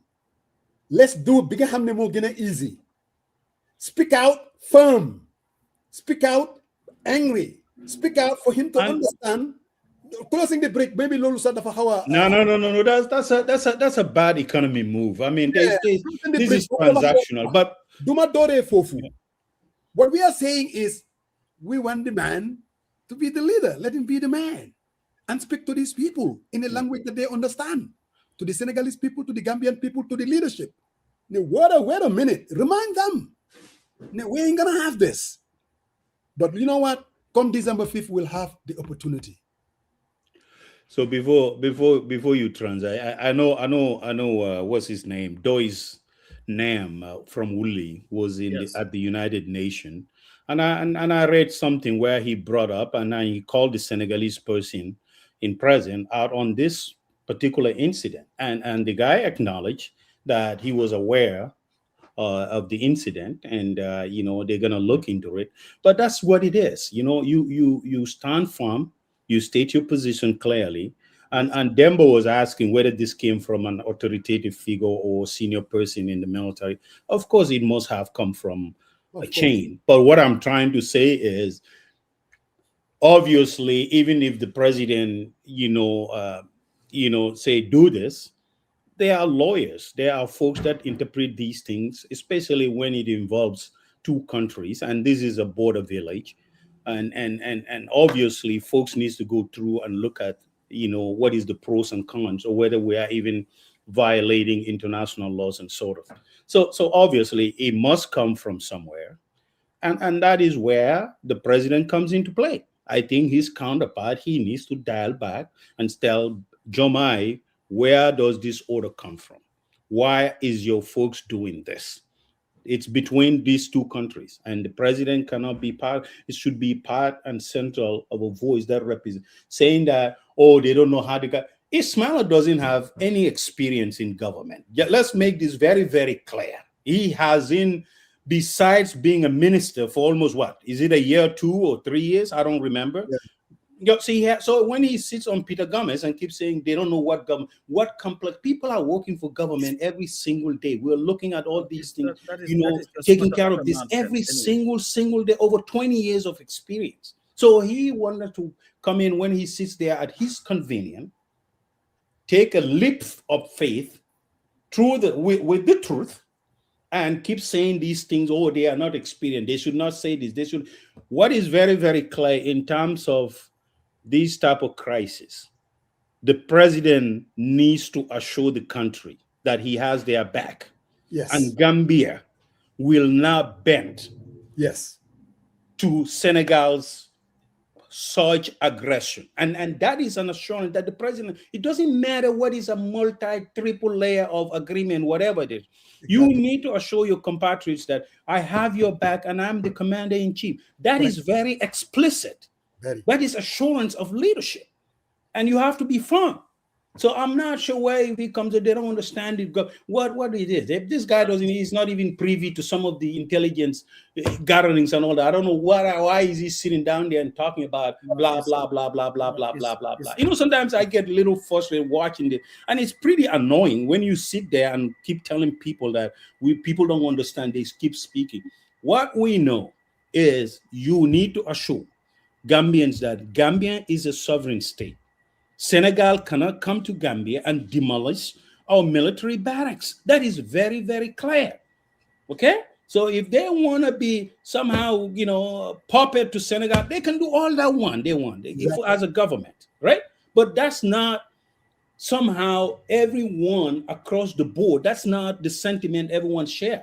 People felt that they are Gambians, and there is a clear demarcation line between Senegal and Gambia. Senegal cannot come into Gambia and knock our fences out. It's just not right. So I'm not sure why is he keeping playing this thing. Oh, they cannot speak like they can. Are they going to come out and? It's just utter nonsense. And they take over our country? Is that where he stopped? Yeah, and what understand? Yeah, and what people need to understand here, Gambia is not the aggressor here. It's not. All right? Senegal knew Daniel offense that caught our government by surprise and all this thing. And then they came out with a statement and said, the Senegalese government, oh, you know what? This has been a dispute for a very long time, but we know we don't want any issues and all. That's what they said. We want dialogue to happen. That's what they said. The Minister of the Ministry of African Integration. The fact that a ministry that is called African Integration definitely is in fact issuing a statement talking about border lines shows you the contradiction in itself. Then Nyari government the president of the Gambia even sent an envoy to President Diomaye, and said, you know what, let's have a conversation about this. Okay? And then we woke up yesterday, we had soldiers come to wherever the place is and told them, you know what, because of Nakalatura, it's Senegalese territory. So this is the issue. And this, Maria Mangi bin the affair, 81 Kubi and all this thing. This neither here nor there. This has nothing to do with that. The 81 coup, there was an agreement that they had, these two governments, that if one person were aggressed, the other party would come and support them. That was it. They formed the Senegambia Confederations. On the back of the people, it collapsed. 2016, there was a reason why Macky was so eager to get involved, because of the instability that was happening in the Casamance region. Since the change happened, have you had that serious problem again? So the consequence of lack of action in 1994 by Abdou Diouf because of his anger at Jawara led to a strengthened Jammeh, but his dictatorship went beyond the borders of the Gambia into Senegalese territory, supporting the Casamance rebels, and it became a big problem. I'm saying this because I traveled in 2014 to Senegal and met officials on this issue. So Senegal, of course, yes, we are grateful that they came with ECOWAS to make sure that the aspirations of the Gambian people was not usurped, but also it was equally beneficial to Senegal for that. Because then they could come and say, you know what? Now we have a footing where we can, where are they stationed? Mostly in the Fonis, to be able to help to quell the Casamance rebellion. And since then, Senegal has been mostly peaceful because of what happened in 2016. But the issue here is not Gambia, Senegal, no, it's not. We woke up one day. Can you imagine if Guinea-Bissau were to go and then you get Daniel, the military barracks of Senegal, because of they believe that the building was in the Senegalese territory? Some people would have died. Shots would have been fired. That's what we are saying. Especially for two countries that claim to be so close. We are the same. We speak the same languages. We speak the same cultures. And all these things. you nga daajal fence ñu ne waxuñ nga ne léegi tool boo xam ne nii ñu faa béy chances are ñuy béy sax they both Gambians and Senegalese si boppam. And just to show you know what, I am the powerful guy, just like Trump waking up and being crazy and saying I'm going to take over Canada or I'm going to take Greenland, and it's equal to that. What benefit would it have for Senegal, for people to farm in those farms? And that's the nonsense. Pasamba. But again, linga regla. But para all of the kula abal botam, kula abal bot. That's it. I'm not going to. There are two critical issues that you name. That is 81 and also 1994. And these are critical issues that Senegalese intervention was definitely helpful to our country and our sovereignty. And then you said something also. Look, an unstable, destabilized Gambia is not in the interest of Senegal. Now, there's no doubt in the absence of Macky Sall and their intervention in 2016, we would have been in a totally different country. No doubt about that. So that cannot be minimized. Now, who it benefits or did not benefit, yes, obviously, like we said, a stable Gambia is in the interest of Senegal. Why fofu du wax ji? Wax ji moy ne, because of history, this is not about doing. Ñepp xam nañu Senegal ak Gambia yépp benn réew la woon. No doubt about that. Everybody knows that. You know, we were crisscrossing all over the border. So these are one people, one country, ñun ñepp benn lañ woon. But because of history, we became two different entities. And that has to be respected. The lead to Gambia, Senegal is all over the world. Really, I mean, all over the world, there are international borders. I mean, people that are separated. You know, be continental, so there is this general acceptance of this reality. And Musa, that is true. But here is what I'm trying to say. Back in 2008, I believe, when I was in Kuwait, there was this border. We were doing custom duties. But there is a straight demarcation line. There is a line, a red line between Saudi and Kuwait. You need to stay clear. If you are Saudi and the weekends, because usually these Arabs, Thursdays party. They leave Saudi, it's about 3.5 hours, 4 hours, come to Kuwait and party. But you come down there, you stay clear. There is a clear demarcation line. This could have triggered a bad blood, Musa. I am telling you right now. If I was a commander at that installation, I'm not gonna take this very, very lightly. I'm gonna tell you this right now. I'll stand my ground, and I will have my men stand their ground and respond to it. So I mean, it's just that's what your oath of enlistment is all about, and it's clearly up there. You need to ensure that. Yeah, let us know, Hassan, whenever you're ready. No, and again, there's something else that Pasamba said that I wanted to comment on. Moine, we're not talking here even, sir. A piece of land, rare earth minerals. It's not. Or oil. Yep. Why is Senegal so obsessed? We're 100 meters, 200 meters in block, or Panchang Francais. Why is it so necessary? Outside of either, really, they have a horrible government that they don't know what they're doing, and that Jamai Faye has been undermined by these soldiers who are making decisions. He's the commander-in-chief of the armed forces. They speak for him. So whatever happens is his responsibility. So why are these people just going out there doing whatever the hell they want to do? Again, we don't have control over that. What we have control over, moy ñun suñ bor. And we have, obviously, unanimously, we have the wrong guy at the helm. And then you have his lieutenants running all over the place, trying to explain this, saying we are a bunch of stupid people that don't understand diplomacy. And Sundu Mune, we are never one entity. Sundu, Salum dafa crosson ba Gambia, Salum dafa crosson ba Senegal. I mean, before that line, the British came and said, this is what we own, Frankie, this is what you own. We were one people. Then you want to dig it. Let's not even debate on that. What we are saying now, we're two different entities, two different countries. And our sovereignty cannot be compromised. And whether look at what Iran is doing. They are confronting the most powerful country in the world. Yeah, let's No. stay with Gambia and Senegal. The comparisons are not even. You just make your comparison about your Canada and your. No. But these are two different. I'm making an argument about the border, but I think the Irani blah blah blah blah. Let's forget about that stuff. Let me just bring my own analogy. Yeah, you know. They go bus.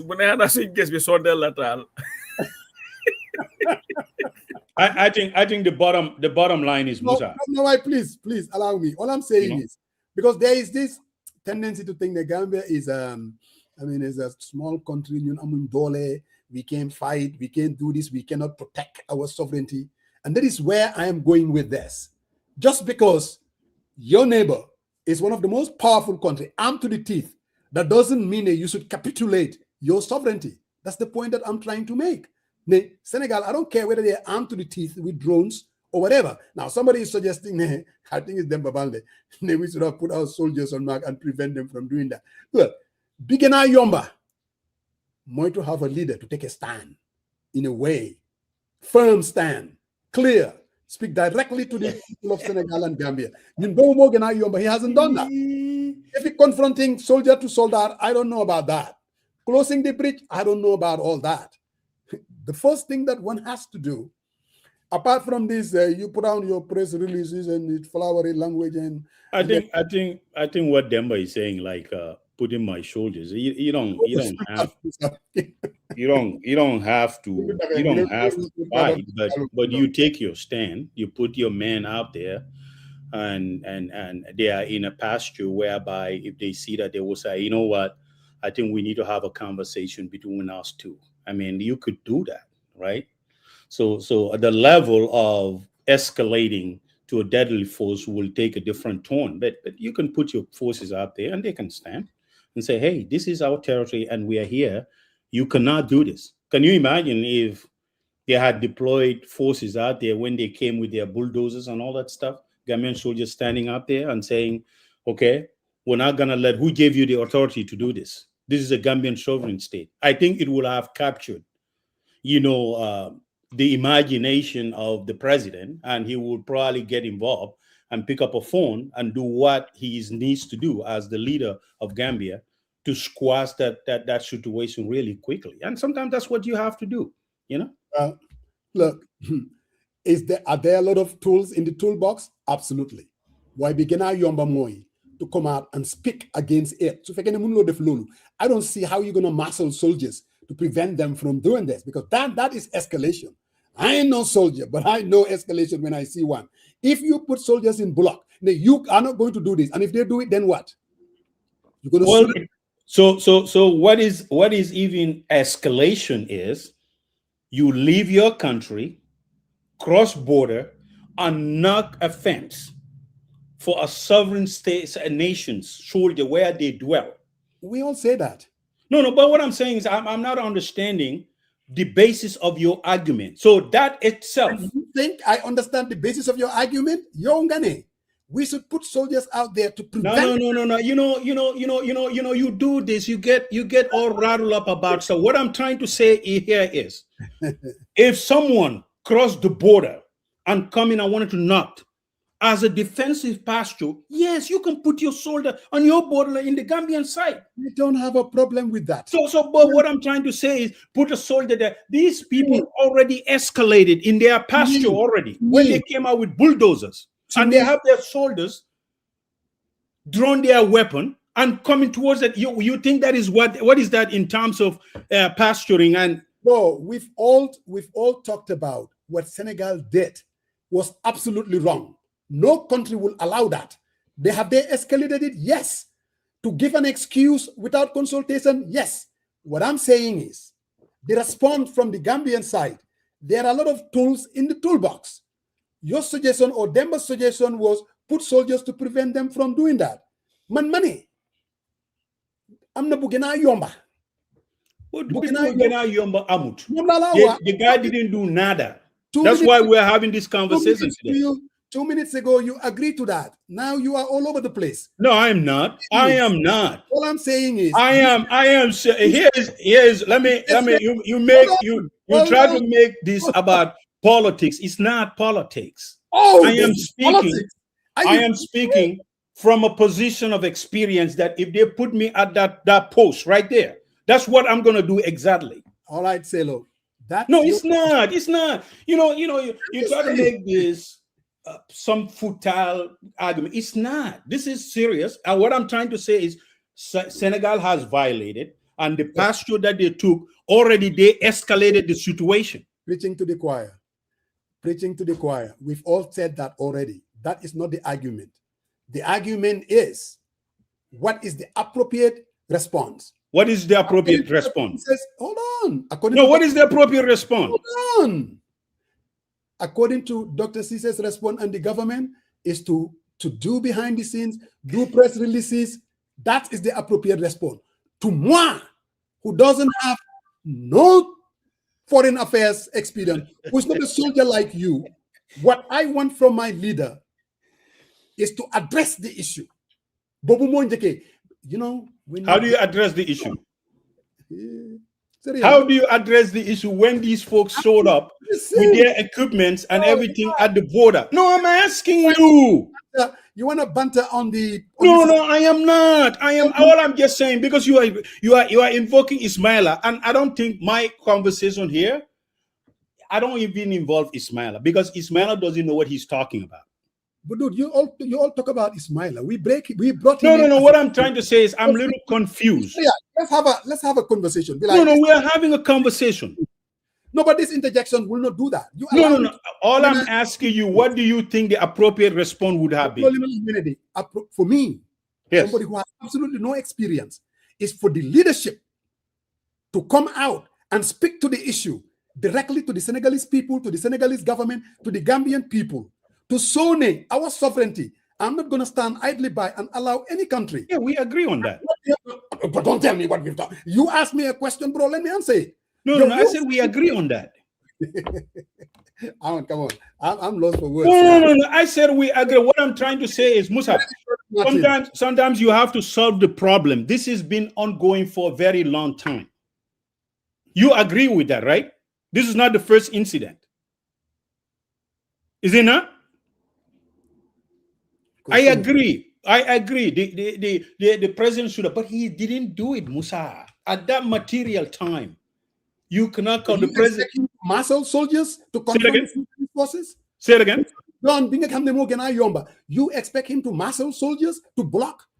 To block where? Yes, he should. Okay, then that's your position. He should. And right now, they should build a checkpoint right there. What are you saying, Mr. Senegal? Pasamba, help me here. Am I defending the Senegalese position? No, you're not. You are not. But people are confused as to what you are standing on. That's what it is. They're not confused with me. No, ask Musa, is he a Gambian or Senegal? Because I'm confused here. Ibrahim Jawara is the one who is saying that. I'm not. I am not confused. But personally, I am not confused. No. I think Musa. Here is what I'm trying to say. Let's do this. What we are debating on right now. Yeah. You're saying the most effective way is to. I am not saying that is the most effective way, but what I'm saying, I'm talking about real time, Musa. Okay. Your mindset and my mindset are different. Okay. Right? I am saying if I was at that post and these people show up with their bulldozers,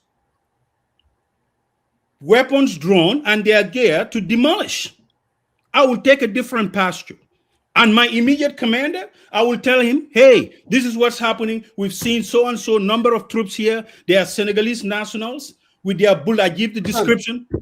And I will say, I have deployed my men to counter them, and I'm not going to let them enter Gambian territory until otherwise. That's what I will do. Exactly. Yep. I don't think that we have definitely dwelling almost an hour about this issue. Yeah, because you are losing the debate. That's what you do all the time.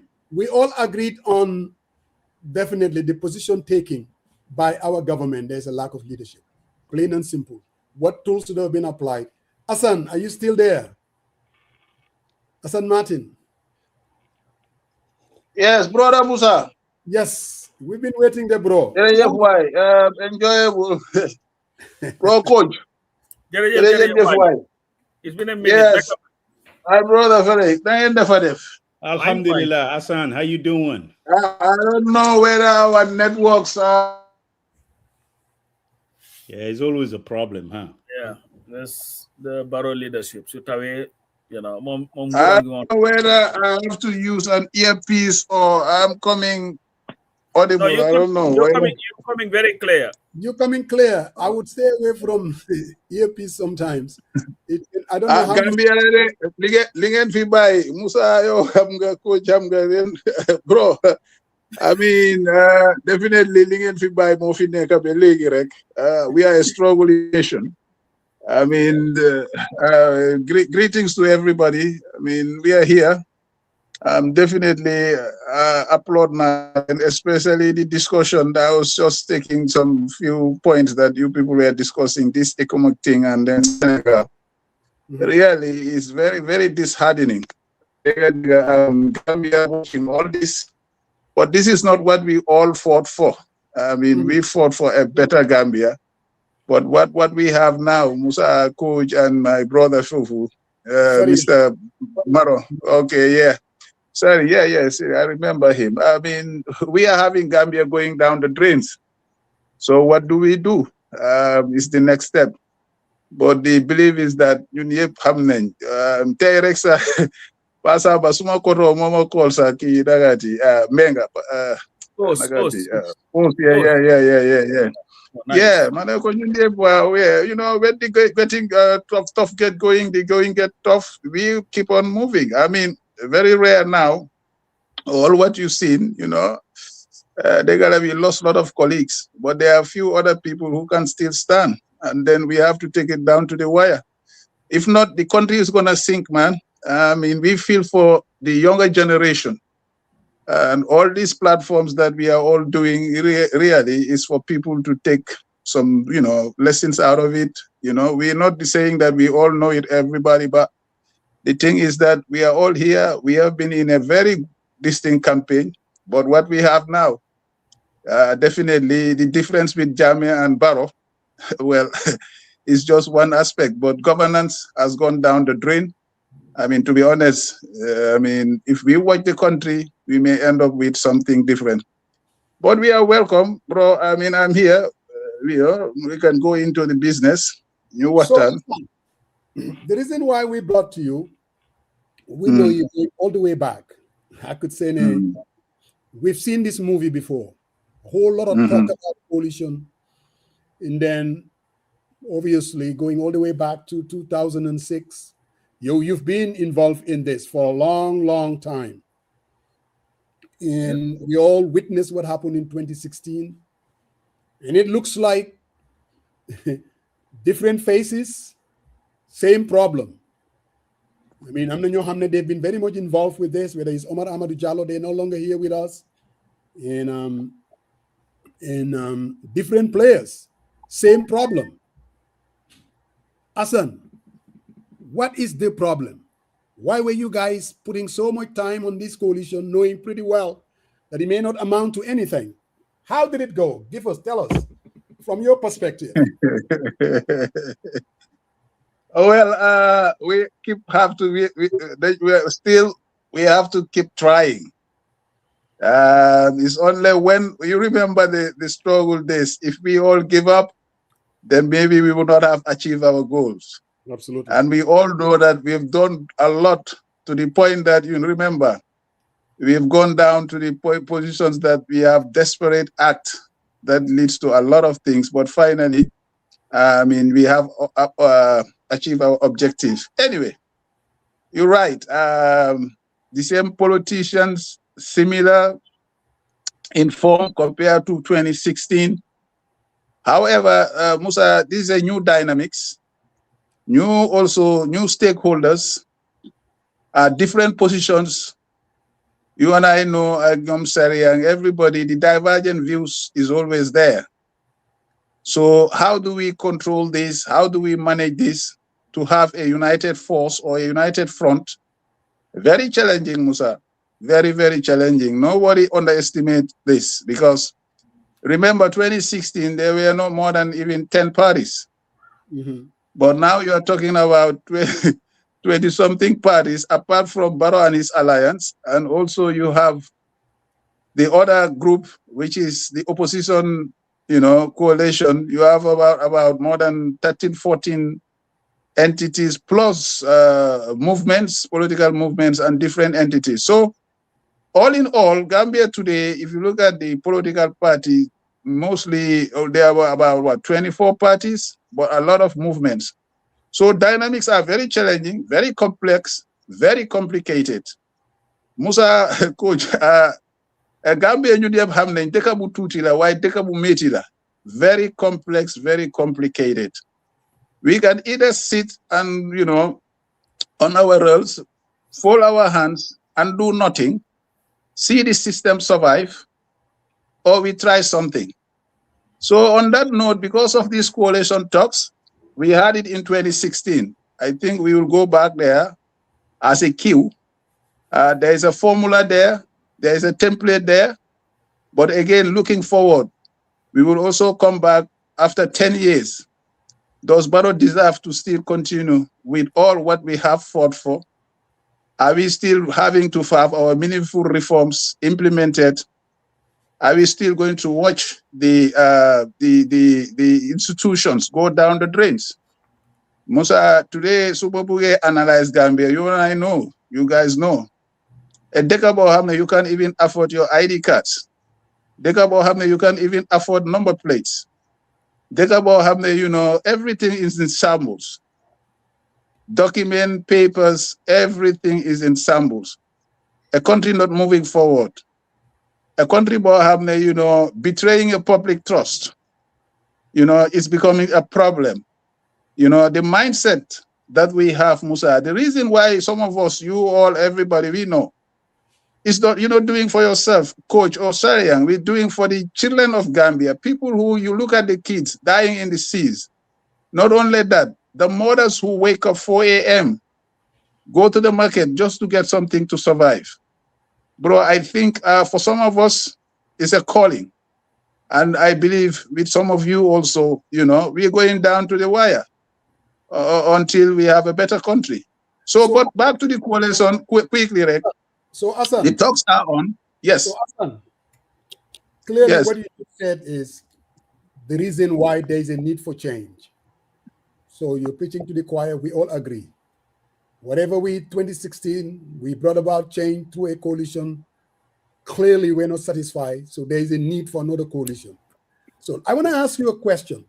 How many parties are involved in this coalition? And secondly, because you talk about 20-something political parties, do you guys have any criteria in regards to how one can be part of this conversation? In other words, Suma form on Patite, live here in Atlanta, and Mapa Samba, we form a party.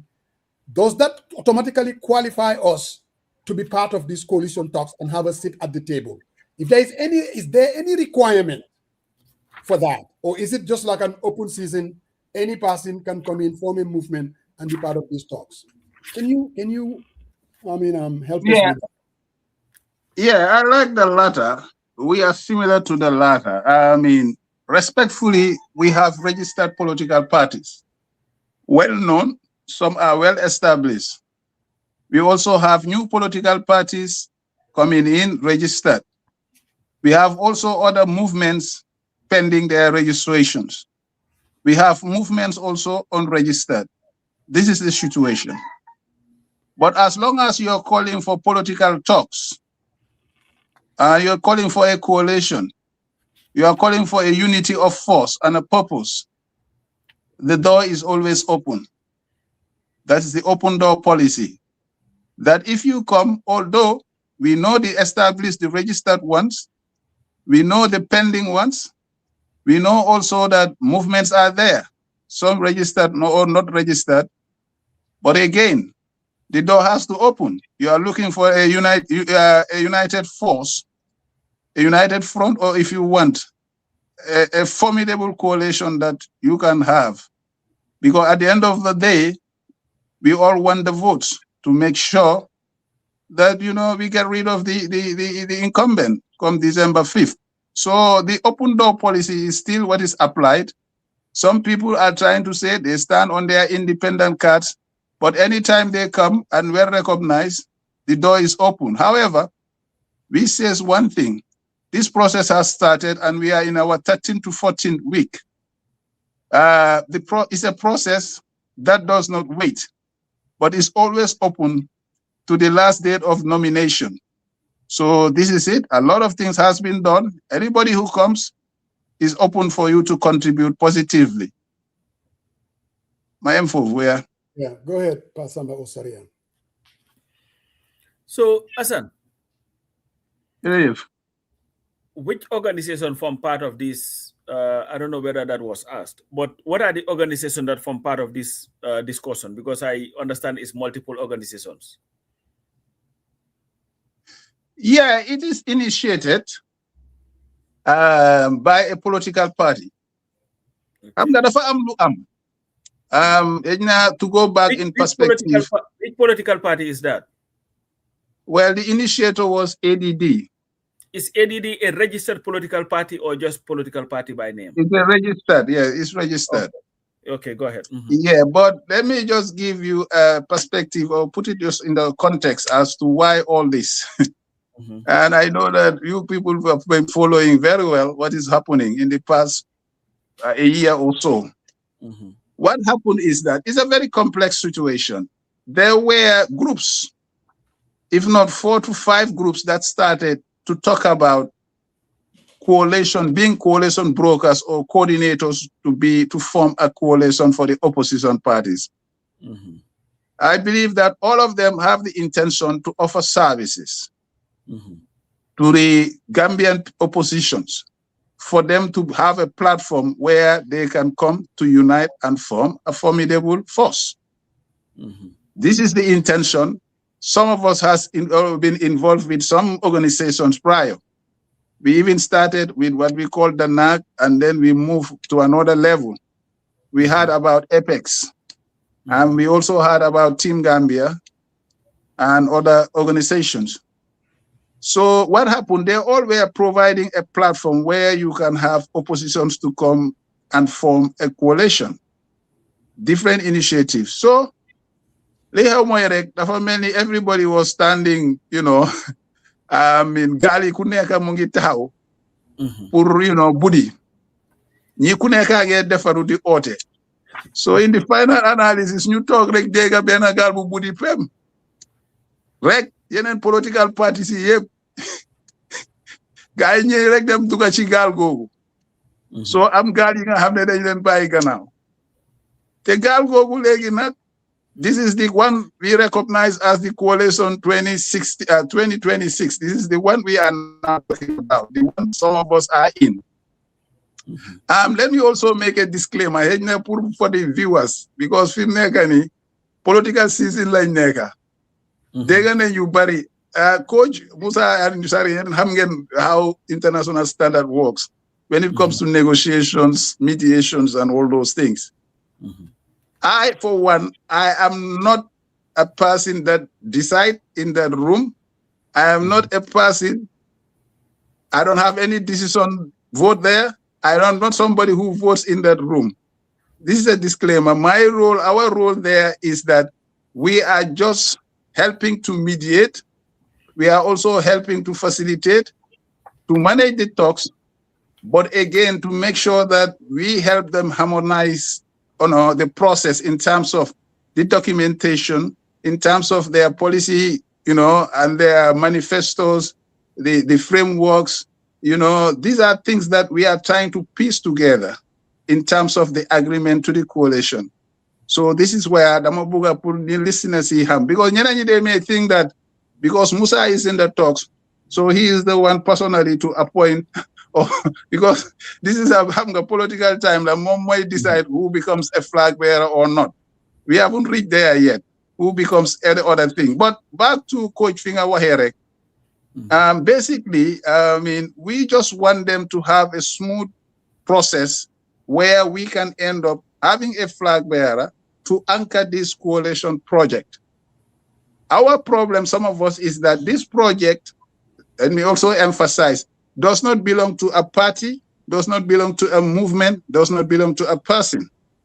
It is a foundation that we want to lay so that tomorrow, you understand, it can be to solve the problems. It can be the solution to fix the institutions, to bring meaningful reforms, to give us a better constitution or any other things that we are fighting for. So this is where the whole thing stands. As far as a question B is concerned, Coach, a party is there that initiated the talks, but there were different platforms. So what happened is that most of the political parties, except very few, answered to this initiative. So this is it. But there can be different complex, complicated positions. You and I, you people know. Some were even negotiating out of the room. But as far as we are concerned, for the past 13 weeks, many things happened there, many discussions. And, you know, you have to take note also that it is a room with a wealth of knowledge. You and I, you people understand. Now, new politicians, new dynamics, the way they argue their points, you know, especially when you're dealing with divergent views, is very difficult. So for some of us, we know that it's going to be tough to hold the views of Musa Jeng or Sariang or Pasamba, to say that we have to bring them to one, this thing is a very tough hunger, especially now. I'm just saying, the difference of parties, movements, they will come with, you know, different ideas, but we will do our best to anchor the project. Whoever is going to do it, I will discuss two things, the elephant in the room and the elephant out of the room. The project, it may not fit some people, because Hamga is not a project for the usual way of doing politics. This is a project to cleanse and put the nation back. So it will not fit certain people. We envisage probably, you know, some people, it may not fit them, but now, but here's the thing though, Hassan. It is being reported that the UDP, arguably the largest political opposition party in the Gambia, has left. We have a break. So yeah, go ahead. Yeah, it is now being reported from yesterday that the United Democratic Party, the largest opposition party, go ahead. has withdrawn from the talks. We know what they bring to the table. What are the chances of having a viable opposition without the presence of the UDP? Coach, I think if you can come back, I hear the largest political parties. The line was breaking. Anyway, go ahead. Come back. So what I said is the UDP is reported they have left the negotiations. Yes. What are you guys doing to make sure that?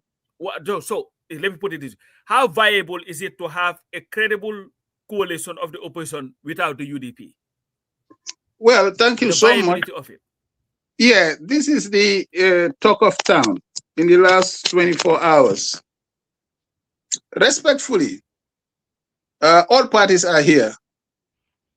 Coach Musa Sariang, you know what political dynamics.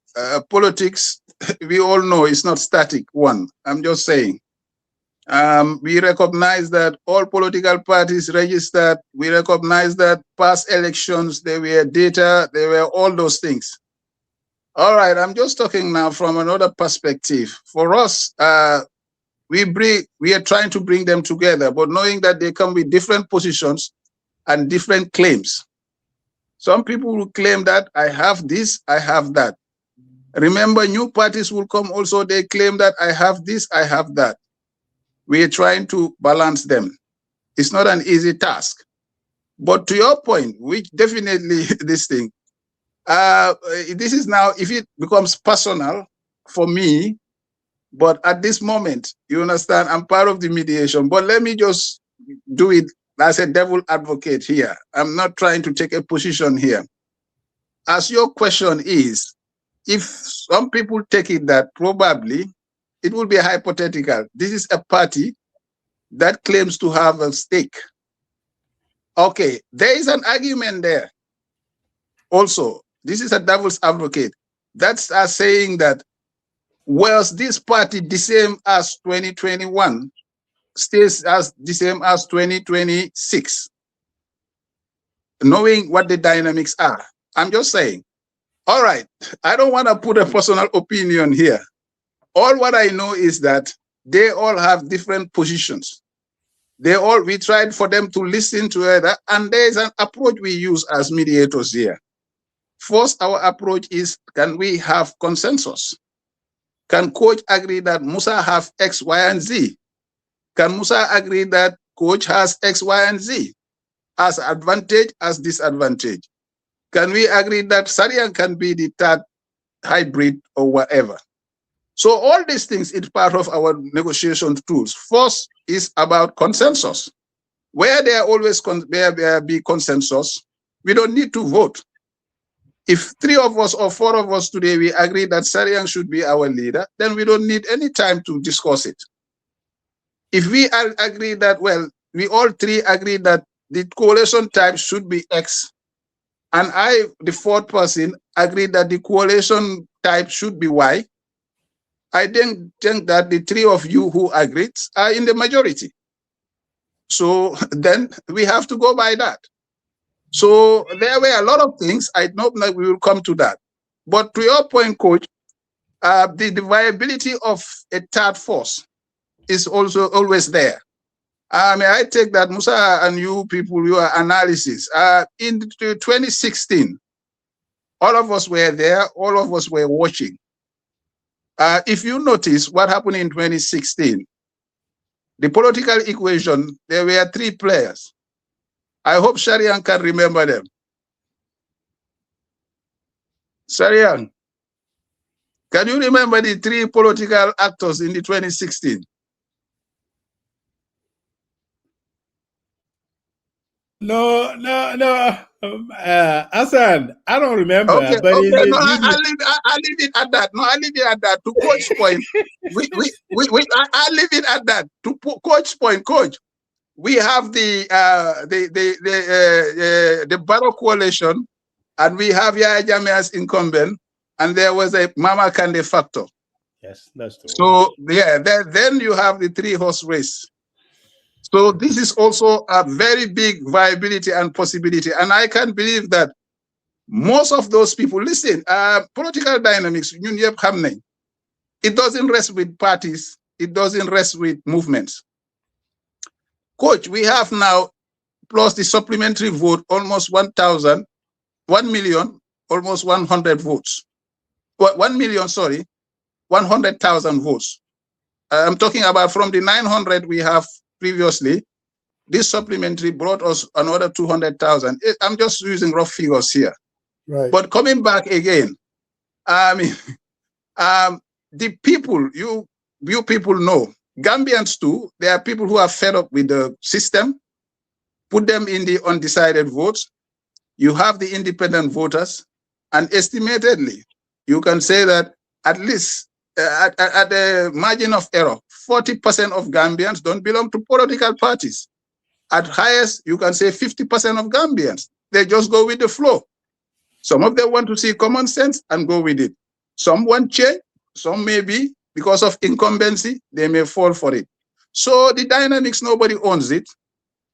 So definitely, UDP being there or UDP not being there, if they have faith, those people, some of us are custodians. We are acting as trustees. We know that if we put a viable project, it will sell to the Gambian voters because people are fed up. Honestly, for the past 10 years, they don't want to have Barrow again. I can tell you a majority of Gambians, they want to see Barrow go. But the replacement of Barrow is where the question lies. Is it going to be similar to Barrow? Are you going to bring something different to Barrow? Are you going to bring a trusted leadership? Are you going to solve our problems? This is where Gambians they suffered. We know. So you are here, awareness for this. But I can tell you go down to the streets, to the youths, the vools, anywhere. Campe big funeka. Nowadays, so these are young ladies and so on. Why ñun dal liñ gom suñ fa defé Musa, understand nga can he be a trusted leader to anchor is what is this? The word is that will he not betray us as Barrow betray us? So leave my politics Gambia tay. And I can tell you that kui wara win. So amut a track record being a hamne. You are convincing in terms of trust. Believe me, I don't think you're gonna win because sexy, we're gonna raise the bar. The ethical bar. And then go and raise. You people know, Barrow for us, all of us, we know that the bar was very low in 2016. This is a guy who just walk in the streets and then, you know, we make him a rent collector and then that's it. Sorry. Thank you, Mr. Martin. You know, I was giggling because when I hear your voice, it reminds me on the Lateral and civic education show on Freedom Radio. So you've been at your quarter for a while, and some of us know you very, very well. So thank you for that. But you know, coalition building in terms of its genesis, you know, it requires key criteria to ensure that, you know, including first a shared vision, strong leadership, and diverse membership. But there are some criteria that is set apart in terms of the formation and the formula in order to build a common team. And if you could share with the viewers the two elements. I think you are breaking, huh? I can't hear all the last sentence. I don't know whether it's my network here also. Come again, sorry. Okay. So did you hear anything or you're missing everything? No, I hear about coalition building, the criteria and so on. But now you're better. Yeah. So I was saying, you know, coalition building, as you said, you know, to ensure success, it includes shared vision, leadership, and equal representation. So, and also, obviously, you guys set up criterias, and those criterias are, you know, level up in the higher tier and the lower tier. And you guys build those where you guys kind of set a common theme where members, stakeholders can gravitate towards that common thing. If you could share, what are the two elements, key elements that you guys set forth that, you know, would be kind of a biggest, I don't want you to go and say something. That's not, because still now this is ongoing. But what are some of the key elements that are very dear to you guys who are, you know, independent, you know, players and the key stakeholders that are within the negotiation to formulate a formula, obviously, to pick a leader that's ultimately going to lead the coalition? Well, thank you so much. Yeah, very valid points. Yeah, our formula, as I narrated before, which is that consensus is our first approach. And, you know, you mentioned coalition building. There is no standard formula in coalition building.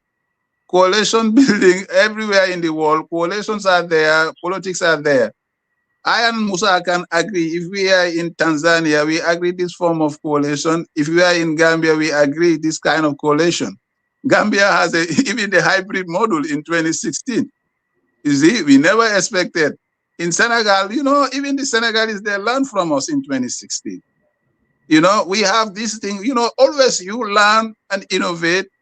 This is what you do. You learn and innovate. So there is no, the first thing that guides us is, as I say, consensus model, where we can sit and discuss among ourselves.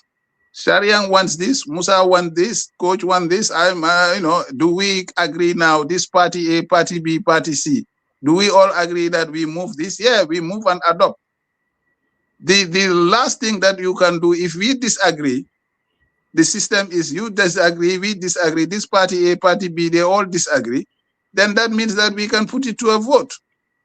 Yes, as I say, the contention most of the time was like Coach Dore, where he says that it seems like, okay, Musa, there are parties who feel there are bigger parties. Yes, recognizably, you have to do that because they were getting numbers. But again, there are parties who come with Nyom, and this is not about me. Let me repeat this, because sometimes how the question comes, people think that it's one man show, one man in charge. No, for some of us, we told people that we don't have a vote. They are the one to decide on that. I don't vote. I don't take decisions. We are mandated that, okay, you go and meet party A leader and discuss with him. Will he compromise his position? Okay, party B, can you go and meet this leader? What will he do? Can they come and discuss on this issue? Yeah, but basically, if you look at it, the focus takes to two things. Our challenging issue is two elements in that room. What type of coalition do we want? And two, who will be the flag bearer? How is the flag bearer going to be selected? Knowing very well that people come with different stakes. And in politics, all of us know there is an issue of quality and quantity. And we all know, like the Americans used to say, you pitch for the votes. How do we pick the voters? Because it's not only those people in the room, less than 100 people that comes to that discussion. At the end of the day, you have to come with strategies, policies, programs to win the maybe 900 or if not 1 million Gambians who are registered voters. What are you going to tell them? So all these things has to be taken on board. So Lee Moilinga Hamnedal, to put it this in so that for the interest of the listeners, this is where we are. It's a very complex, very difficult, because all the parties there, they have their positions, and some parties don't budge on their positions. Some parties come with a very strong position. Some parties, from day one, you can sense what was out there. Some people will tell you that from day one, this coalition would not even reach this stance. Can you imagine? We anchored the process for now 13 weeks. And now we are almost virtually maybe less than 2 weeks or so. We may be out of there. So that is where we are. We have worked the documents, electability criteria, our common manifesto, the coalition guiding frameworks, the agreements, and then the term of, code of conduct and all those things, because we have to make it different from Coalition 2016. Coalition 2016, yes, they successfully achieve their goal, which was we get rid of the when incumbent. All right, but our problem was after post-2020, Coalition 2016, post-2016, was the change managed? Do we have the reforms that we all pledge? Do we do the right things? That's where the challenge is. So we don't want to, this time around, any document that anybody asks for, it has to be signed. They are all committed to read all this, and then we will discuss that as we move along. There are a lot of things that I know you want to discuss. Let's come. Okay. Go ahead. Thank you, Mr. Martin. Mr. Martin, so you quoted the statistics. For example, 900,000 back in 2021 that were registered voters. And there was, okay. Can you come now? Okay. Can you hear me now? Yeah, clear. Yeah. Okay. So I listened to you. You quote the statistics in terms of voter registered total. 2021, it was almost 900,000 voters registered, and there was a subsequent. No, roughly about 700. Okay, 700. Roughly about 700. So there was subsequently another 200,000 this supplemental voting, which makes about 1 million roughly. Now considering this voter sentiment and what you are feeling, basically you are on the ground. How does that model or that feedback you take and kind of replicate it into what your models you build for these coalition talk? Is there any statistics you put into consideration as far as where the voters are today? Obviously, 2021 and 2026 is totally different. There are new voters, new energy, of course, different perspective. But how did you guys use those data to build your models in terms of bringing these stakeholders together to craft a strategy that will bring them together? Well, I know that you were cracking. I don't know whether you are living in Seattle or I know that Texas No, I live in Vancouver. Better network. Musa in Atlanta, they have better network. Anyway, yeah, oh, I just put your absolutely last not. point. This guy usually lose connections. But I don't know. Maybe it's in Gambia here. Anyway, but I just try to catch your last part of the question. Yeah. Well, as I say, it all takes effort. This is not, casting stones. Well, at least we try our level best as mediators. We have about 4 or 5 of us who are always there to help. As I say, our role there is to make sure we try to see their positions, try to bring them together. We don't want, like everybody say, a coalition whereby it's split. But we know that our last this thing is at least to have a 3-horse race, and that is targeted. It's politics. A week in politics is a long time. What can happen in the next 2 months? Remember, Sharian, both of your brothers know that in 2016 we have a coalition in less than 2 months before elections, and here we are. We have absolutely almost 4 months to go. So we are still there. We're still hopeful. Like what Coach says, some people may jump ship. They may come back. I mean, because of reason. And Coach, to that point you said, I forget that UDP, when they were leaving yesterday, they said that, oh, since we have decided this on this coalition model, which is probably, not probably, which we agree upon for the majority of the stakeholders, they say that it's going to be an independent party-led coalition. UDP's position was that they only want a party-led. So in that vein, they came and then there was slight discussion, and they said that, look, since it is adopted finally, and since it looks like this is the formal position, they will go out, withdraw, and go for a consultation with their leadership. This is what they're left with us. If they consult, are they coming back, or should we, there, wait for a reasonable time? We write to them to know their positions. So it's still like the door is open.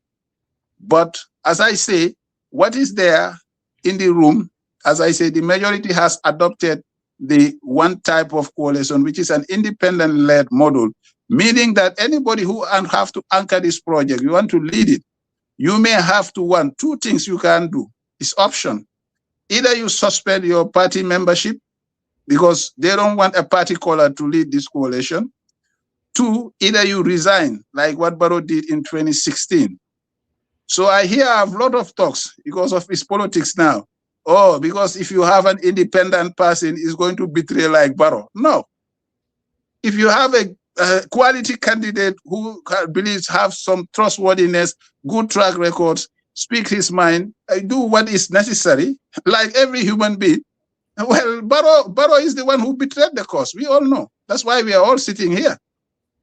What was pledged and what was promised by Barrow did not go well, and failure of now governance. But for Fulabugawahe, Sariang, at the end of the day, we have different approach, different formula that we have.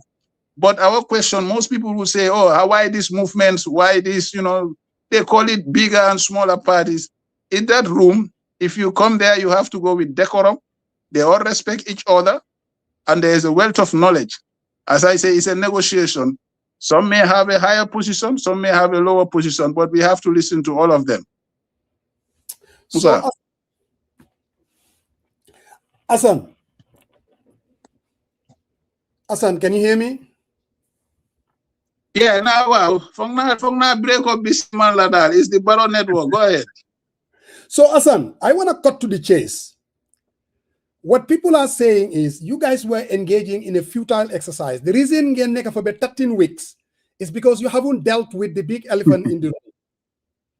And the affair before Neka, it was in 2006, it was in 2016. But at the end of the day, to have a comprehensive coalition that engage certain parties, you can form a movement all you want. But don't you think Musa, break wow. I think Manla wow. Go ahead. It was a mistake, you guys did not have a set of criteria in terms of and parties jam put Indian together. Because anything outside of that, if UDP bolts out, you will not have a comprehensive coalition. If UMC bolts out, you're not going to have a comprehensive coalition. If Mama Kande bolts out, you're going to have a comprehensive coalition. Bigger, more bigger. There are stakeholders that would, in the eyes of people, because the reason why we want a coalition is because we want to win. Yeah, but here is the thing. I bet. We want to win, and also to be able to, instead of 2016, the mistake we made, and bring about the aspiration, the change that we want. Why we want to win first. Now, don't you think, allowing any Tom, Dick, and Harry to come and sit on the table does complicate law affair? No, I mean, for now, we haven't seen that complications. Let me say it this way, and I beg to disagree. There is a futile exercise. Have a love is better than none. We cannot look, even if we look at 2016, somewhere saying this party is less than 5%. You know, this party doesn't have this thing we had about these briefcase parties. 2016, you remember? Then go back to that. There were parties who don't even have a registered address. You remember that? Exercise is going to be challenging. Let's be frank. I'm not Benaya company in 2016, and we allow them in. So those people today they hold positions. Understand? Those people, some of them cannot even bring you 500 million. But you know, it's all about the stake. But again, Mandama believe the strategy and quality matters in politics. Take Sufekene Musa Amna Manyorek, Sufekene Musa Amna party bo hamne they've got registered. Amna Nyo Hamne we know. There are parties in that room who are newly registered. You cannot compare them with a registered party that has been here for 20 years or 15 years. We know that dynamics. It's a complex issue, Musa. You get a tough job. But here is the thing. You have to do it with optimism and hope. Well, if everything to go by, are you now advocating that let all parties go and join? That's what you are saying now. Let all parties go and join in a what? Party-led coalition? No. What I'm saying okay, but let me come. Finally. What I'm saying is this. If I were Jensen entity and I want to create a comprehensive coalition, there are parties that I'm going to zero in. I mean, and the truth is the truth. Because in the absence of that, you're not going to have this comprehensive coalition. My advocate has always been, because when everything is said and done, there are going to be more than two entities come 2026. I have always advocated for a third force, because I don't see a situation where the United Democratic Party is going to allow another party to lead within the opposition. Well, that is their position. Well, that's what I'm saying. You can negotiate that out of the listing. Then why not the United Party? Why should they have come to the negotiations? Since they know that they can, you know what I mean? They can do it on their own. This type of arguments, no. You just go and do. I'm so certain exchange. I'm going to Musa, understand my position. I think I will now start to avoid specific. Understand and mentioning a party name, because when you debate more hamne, it's gonna be to that line. Because should have do fit the purpose why I'm here. Hamga, I'm not even lay that argument. From your argument, let me tell you the devil's advocate. Some people say that since you have this position, why not let them win? An example, please. Because it's becoming a thin line for some of us. Understand? You get Degalubari. Why so you say my new man? I can come and share updates here. You see, but Bukuma Tamit Maduga si debate being a hamne de nyong fong. Understand? This is the position that I'm arguing with. But right. Take it this way, Rek. I will try my level best. Put one line, Rek. They have came with different positions. Ñeneen ñi dinañ la wax ne li parti bi ni meloon fii ak ni mel tey understand nga ñeneen ñi dinañ la wax li ñoom ñoo ñëw so ñoomi neen ñoom ñooy agree and I try to avoid understand because the more my wax ni dañoo foog nda you know I am going ñeneen ñi xam nga seen xalaat du ega yow fi nga xalaatee I really want to engage in a very tough debate but suñ ko jëlee def ko person you know fixations on a party dafa feel leneen so pour avoid rek. But again, you can continue. I'm ga Asan. I'm not in the position you are in. But unless and until we have an honest conversation, I don't think that we're going to get anywhere. The reality is the United Democratic bolt out of the coalition talks. They're out. You're saying that the door is still open.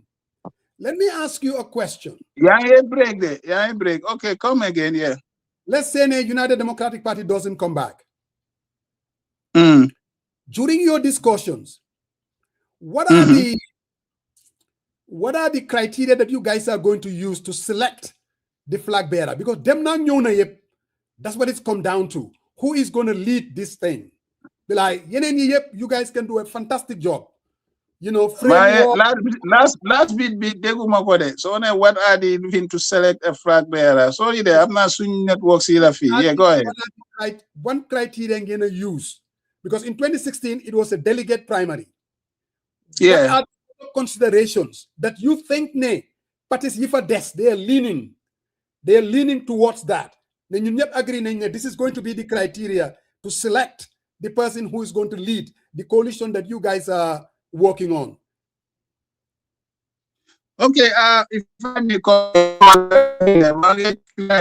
what are the criteria to select a flag bearer? 2016 was at least a delegate system convention. Okay, I'll pick it up from there. Correct, yes. Yeah. I can't get you, Musa. I think I know that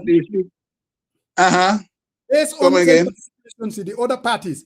What are you guys leaning on as going to be the criteria to select? Yeah, I got your point.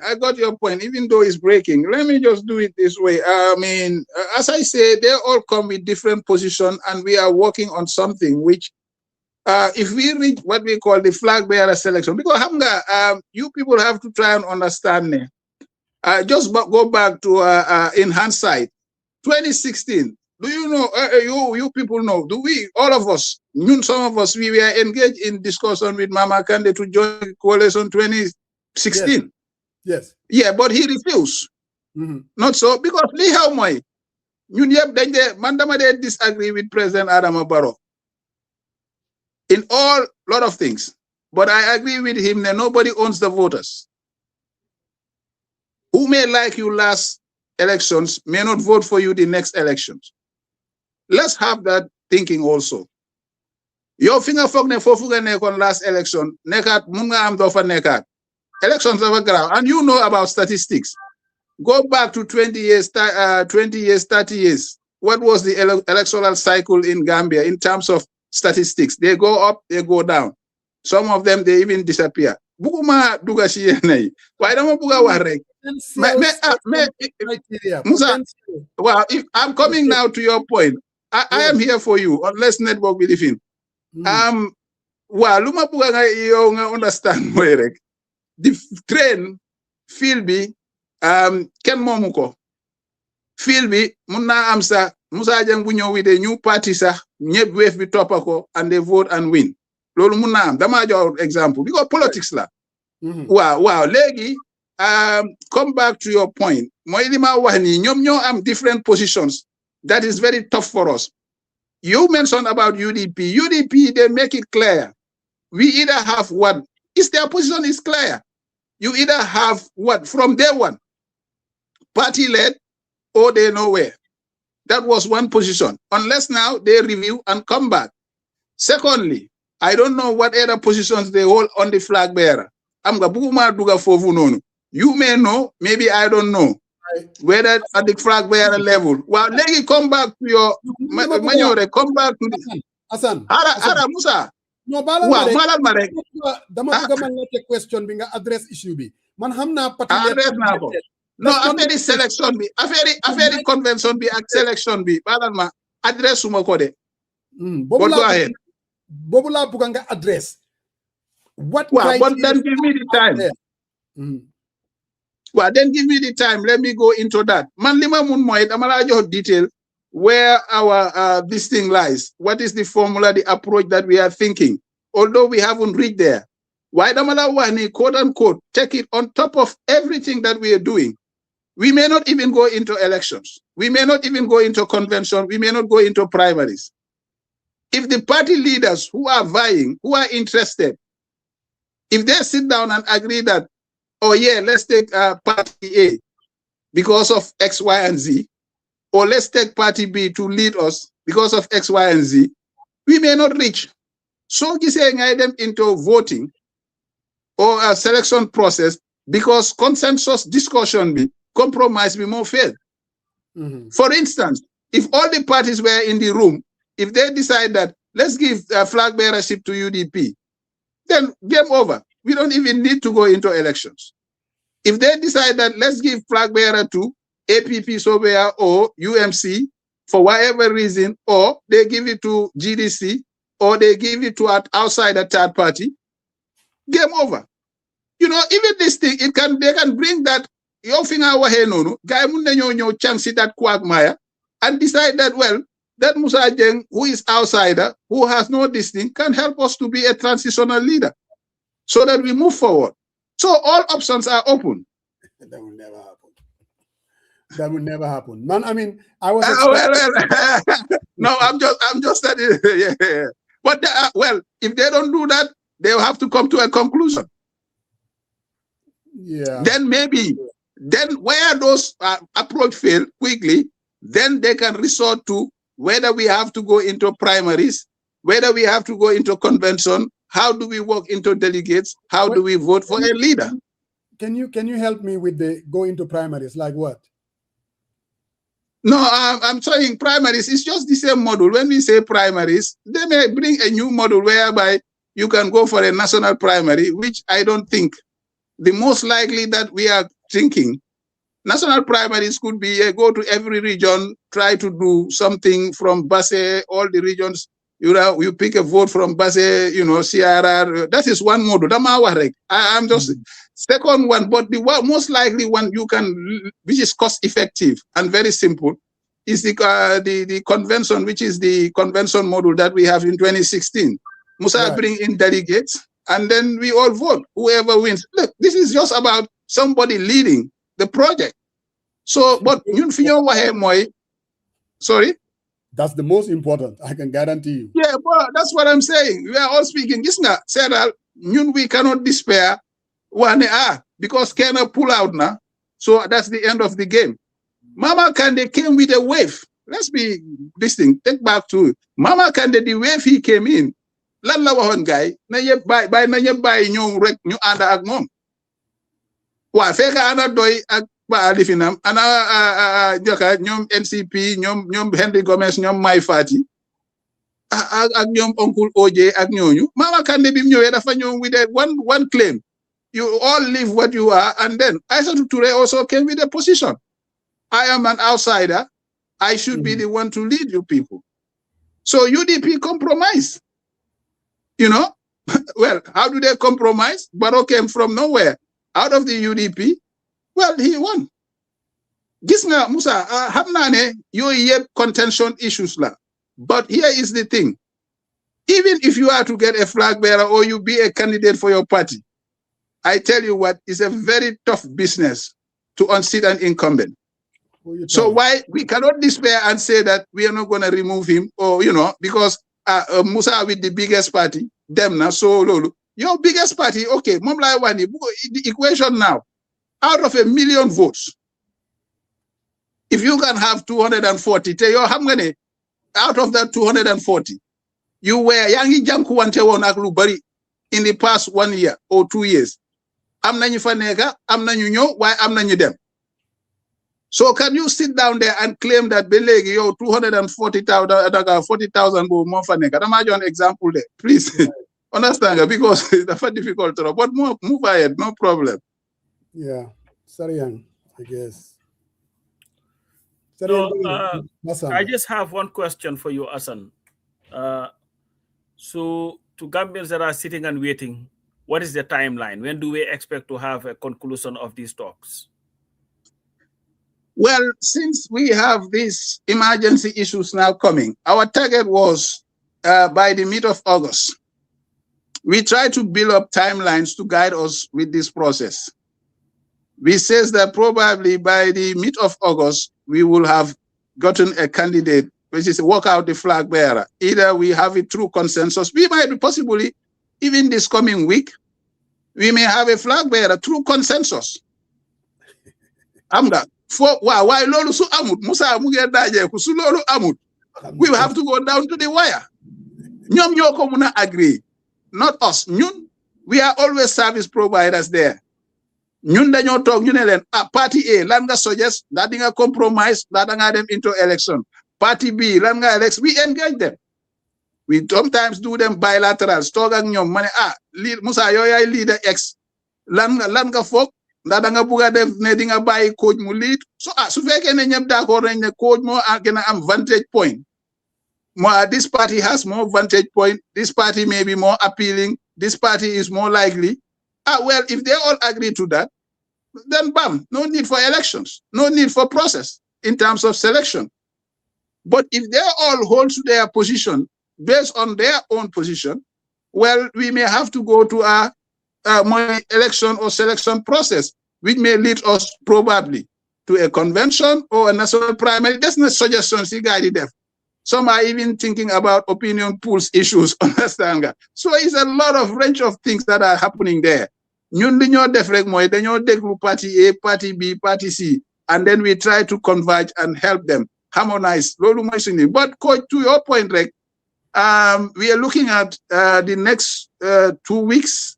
But we have to give ourselves allowances because we were working on what they call the power sharing framework, which also we were looking at because we were working out alongside UDP. So what would have been their compromise if we were to do a power sharing? Because power sharing, there is a kind of like we have to take on board where do we look for a data, whether you understand what will be their position on power sharing. Maybe party A wants more than this number of in cabinet. Maybe party B wants, understand, this amount as governor. Maybe when it comes to the parliamentary, party B, because they don't want cabinet ministerial position, maybe we're going to give them 2, 3, seats to contest as a coalition, this thing. So we also go down to the wire, even in local government, which is local government, the legislative for the local government. We have almost, 100 and something, votes. So how much would a party claim? We recognize there is an issue, which is that some will claim their stake bigger, some will claim their stake as new, and then maybe with this thing, and some will claim that, X, Y, and Z. So that's a difficult job. But we have to try and probably, but to your point, what we are trying to set up, like Musa's point, we are trying, well, objectively, we want one objective to win and see Barrow go. But also we are not moving for whatever reason, the tough business whereby we want to lay a foundation. The issue of clearing the betrayal in leadership. Lolu is one goal that we are trying to take into consideration. But if you do that, maybe you can sell the project well. That can bring you votes. That can, court you, or if you want, that can pitch you the votes that you want. Because maybe now, if we put a viable project that saves the country, that gives us a trusted leader, well, if we be a third force, you can come with 400 or 500,000 votes and win the elections. Thank you, man, Hassan. Jerejef Coach. Musa, you have a question or? Oh, okay. I mean, I can ask. I thought No. I was gonna add, but it seems like you got something to say. I was gonna give you a chance if you have something. So Hassan. Yeah. So Hassan. I can spare you. Musa, what happened? You know when you're down on the ground, you are a political strategist. Come down on the ground. When the campaign starts, I think you people will be down on the ground. I am going to actually. I mean, well, Musa, you discuss the issue be the elephant out of the room, which is the betrayal issue. Right. The trust confidence issue. My win-law election fee, I can tell you that we have done our research. Everybody, they are very aware and curious about that. Because Gisnen Koyanga is from a neighboring country, the geopolitics. Right. Decide put the flukone. Correct. Legi you bari jange mention. So legi, we have a tough business. Right. If we do coalition, I'm a leader called Shariang. Ndadu Bayon, Ndadu Jala, and sorry, understand? So we have to see what to put mechanisms to control that person to be on track. I mean, what do you say, Hassan? You're on the ground. And you also alluded to it. There is a perception to the non-affiliated. Gambians believe in the absence of a comprehensive coalition, Barrow will be re-elected. I'm not going to ñoo xam ne suñ gisul coalition rek ñe bokk ci rek ñu ne fawoon na woon Barrow wins. No, but I beg to disagree. Well, I beg to disagree. Comprehensive coalition, I believe the word we can use is formidable one on a united front. Because Musa, everybody, you cannot control all the political parties. I'm not political parties, they can just go and get their 0%. They can just go and get their 1%. All right? Some will go under their 2% or so. The important moy, Gambians, if you offer them something, as I say, the replacement of Barrow, target moy, we want to be completely opposite of Barrow. You see, I mean, this is why we're going to for at least will betray the public trust. But here is the thing. This thing, because we're going to fight to have an ethical leader. We're going to have a leader. This is a coalition project. We may even end up with 5 or 6. Morgan,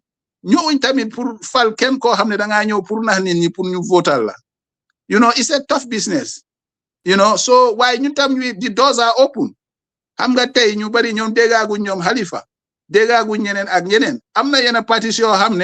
They call us in the past few hours or so. For whatever reason, they may have their own stance. No, okay. So this now, I want to define comprehensive coalition. I want to define it mean according to man. Law Hamne Gambians will see it as comprehensive. It doesn't have to include all the parties, but Gambians do believe, and I do believe, if you have a coalition comprehensive that includes UDP, GDC, UMC, SFL, if you have those, I mean, I'm not saying the other ones are not important there, and DOI, that will be seen as comprehensive. Even in your own way. That's my definition of comprehensive. Comprehensive, yeah, that can be a fallback.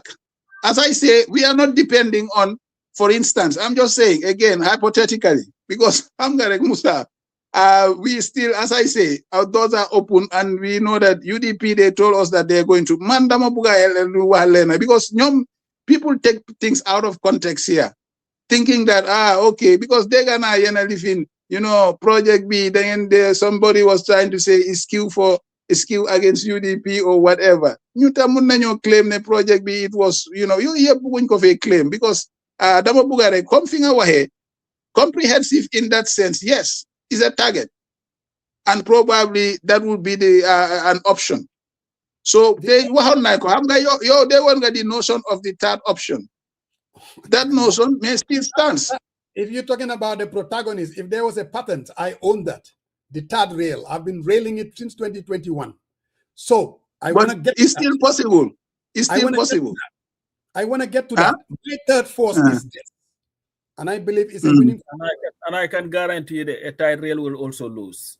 Well, but that's Coach. Coach. Okay, coach. Let's go back to statistics again. Coach. Musa dafa am fum duga. No. Musa dafa am fum duga, which is right. But that's his opinion, Musa. I thought you were Musa, placate. I know that you know banker money, but coach, here is the thing also. Here, you can guarantee that the third force can lose. You can guarantee a third force can win. But if you go back to what Gambian Binyo on seat and incumbent here, Gisuma Muneka a 2-horse race. And you know, Asan, understand it was a 3-horse race. Let's also discount. Let's not discount what happened with the Nakara to the APRC bureau attack. Those are all things that have been played out. There were so many factors that led to 2016 being Nakara possible. But what I'm saying, the shortest way to me is having a comprehensive coalition of all parties. So that's not going to happen. You're not going to me, you don't only have a third rail. You may have 5 candidates against Barrow. Let me. Why, coach? We got, as I say, Balan Musarek, Maton to go Manyo. Coach, we can have even Balan Marek. Coach, we can have even 8 candidates. Limalawani, out of the 8, if you have a third railroad, Hamne, understand? The others, they can be there carrying their 0%. Hassan, can I ask you this question before I get to my third force? Because it looks like third force B might be the most reasonable, realistic, because comprehensive B, we might as well kiss it goodbye. I don't think it's going to happen. The comprehensive ain't going to happen. So the third force is this. Give me a coalition with GDC, with UMC, with SFL, with LJ Dabo for a start.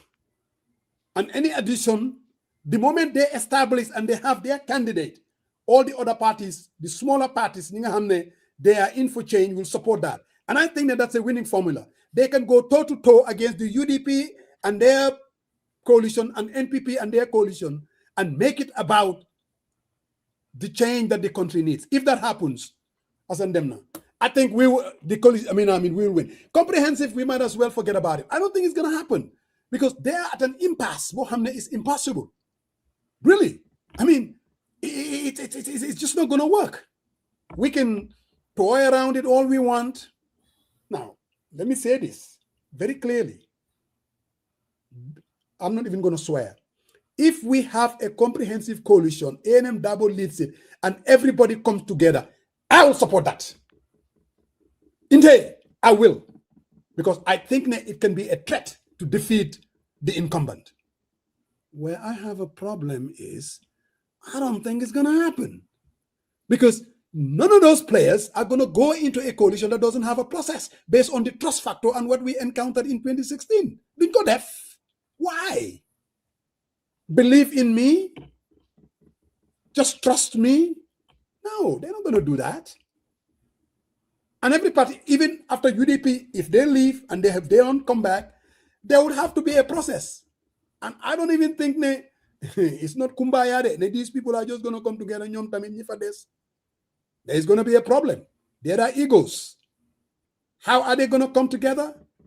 Affair Bidal, Bilai, it's going to come down to this. Patibuse Olusabopa, go find other people that you can ally with and do your thing and let the Gambian people decide. That's what it's going to come down to. That's what UDP is going to do. Other parties will do whatever they have to do. And everybody knows I'm UNC, no doubt about that. I believe that Talib Ahmed Bensouda, with help, he can win. Manlola Gum. So we're not going to waste our time on this, that. It's just people are going into a negotiation that's not sincere. It's not. They've already made up their minds, my friend. So, and that's really my take.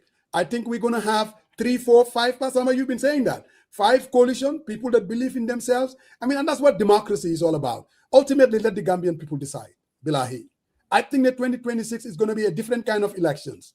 It's not like voting against this person, is voting for the candidate that you want. And then that's how it's going to be. Ku win-win. Really. Duma. Win. Kumun sa morom duma. Kumun sa morom duma. This all leader dañoo tankal nit ñi rek. Bilahi. Because look, with Aten, when I say a futile exercise, you cannot have movement. Look at the stakeholders that you believe that they have supporters. You engage them.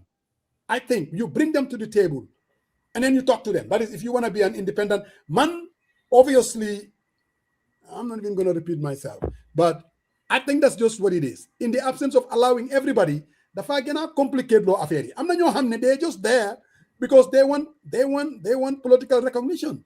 They want to be given a ministerial position. They want this, they want that. You know, I mean, and we're not interested in that. What we need more in your hamne, they've been there, they have a resume, they have delivered, and they are serious stakeholders, then you engage them and find common ground. If there are no agreements, uneka dem sayon, go bote sadom. That's what the deal is. Brother Marong. I heard you. You said a futile exercise. That's a position. You shifted like a chameleon million times before Why this. are you making this about me? Placate. It's not about me. No. I heard you say it's a futile exercise. That was a position. I have been consistent. I have been very consistent. Chameleon? How am I? I don't know. No, when when I get confused, if the party UDP lead the conversation, it will be a different outcome. But I also heard at the end of your conversation just now, you said it would have been a futile exercise. So if you could distinct those roles, that would be great for me to understand your position. I'm gonna know again.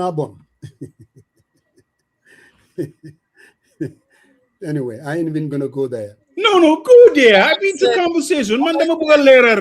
Said this is not about me. All I said, and I get that. Honestly, is this: for me, if my position, if I were UDP, being their strategist, and that my position is A&M Dabo and the United Democratic Party is the solution. We believe in party-led.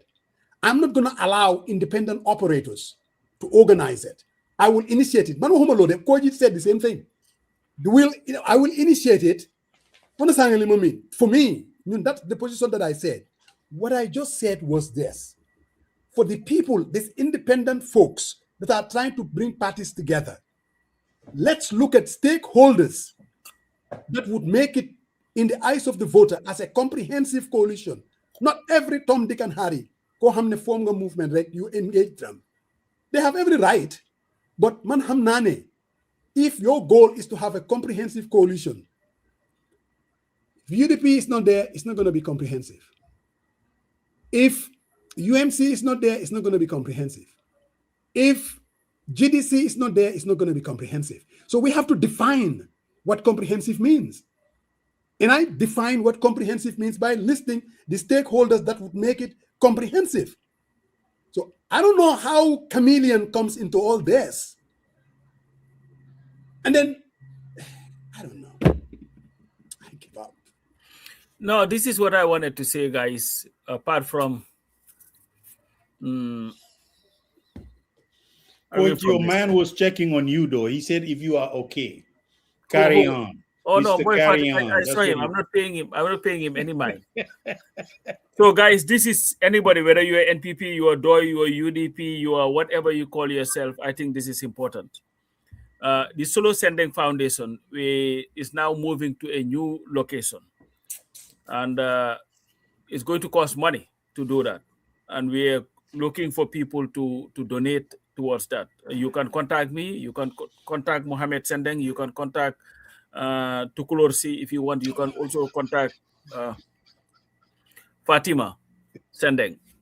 And definitely your donations would definitely be helpful. We cannot all really underestimate the contribution that Solo made, the sacrifices that he made. So this is across party line. This is not a political thing, but anybody who believes that, it is worth contributing to, please, we're asking for your donations to make sure that the Solo Sending Foundation will have a home.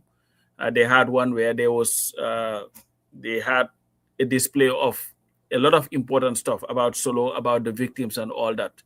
Let's just not forget that where we are today is because of victims who were severely victimized by Jammeh.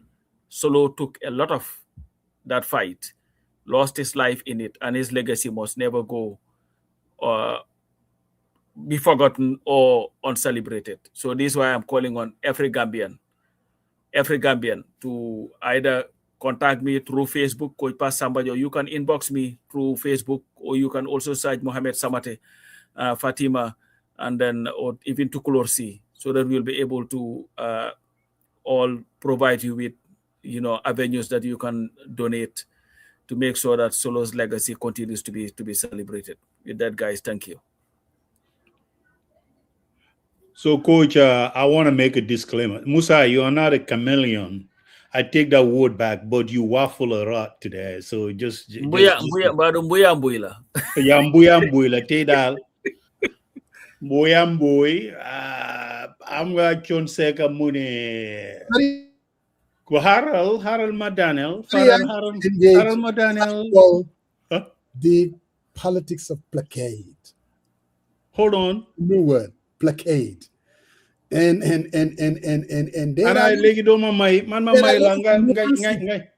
are a lot of nuances behind the placade. You still don't believe UDP was going to write a letter inviting UMC to a police contact. You might as well go and blow a whistle. Now you see why you give facilitation to the You say politics of blockade? This is my thing. UMC, Yefi Borki Dembala. I have always said. No, but we're not even talking about UMC stuff here. We're talking about coalition. I don't know why UMC came into play. Yeah, but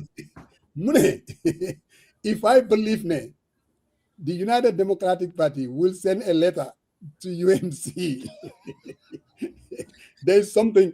Look, in politics, there are two things. And I want you to listen to me very carefully. He listens, he never agrees. Moine, you can do this. You can do this, or you can do this. You can do this, or you can do this. You can operate with emotions all you want, or you can think logically. We want to win. That is the goal. We want to stop the incumbent.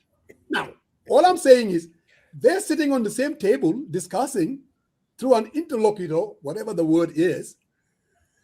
Manijagana Wali, even before UMC existed, when Talib Ahmed Benso and the Kemo Bojang, they're still in the UDP.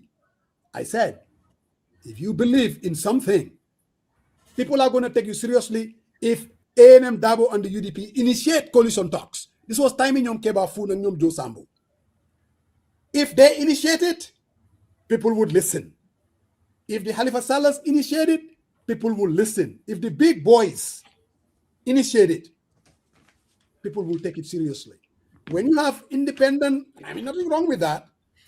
But at the end of the day, Hassan said, oh, we've been doing it for 13 weeks. We accomplished a lot. You know why they started for 13 weeks?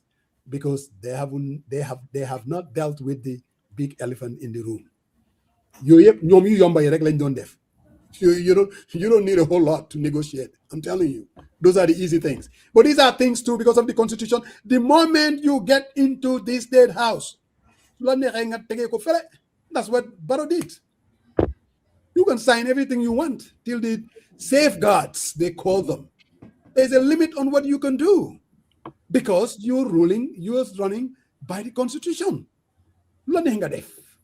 Unfortunately. So you find the person that has the character, but we're failing even one thing. You can choose anybody you want, but can that person win? That is the $1 million question. Read it anyhow you want. The strategist, the chief If winning- strategist. If winning is the key, we want opposition parties to come together so that we can win. If you choose Seriang Marong, can Seriang Marong win? I think that's a legitimate question. This is not my time. I can't win right now.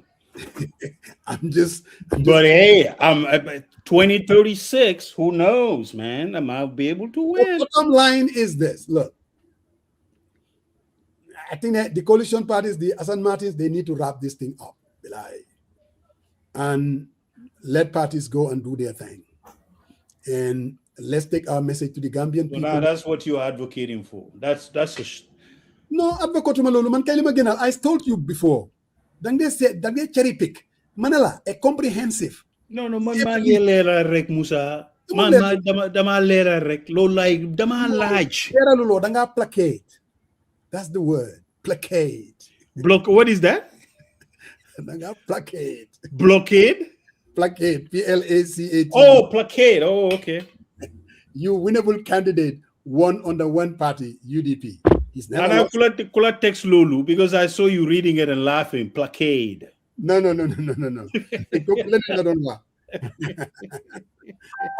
Again, if winning is the key, then you have to select a winnable candidate according to Musa. Wallahi, bro, you got it, boss. I know. You are Gambia's David. He said you are David Axlor, Gambia's Davy. This is a matter of difference. What's that guy? Fode Jawla. Today, the cousins are not very. Suntu is on the left, Fode Jawla is on the right. But Fode Jawla is Saturday. Comment on me. I'm not seeing it. Yo, Fode Jawla is there. He says. Jawla. Where is it? Jawla is there. He says. I don't think he's Gambian Axelrod. Yeah.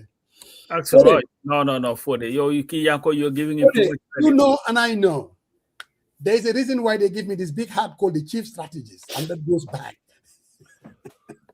Jawla, let's go back a long way. All I'm saying is this.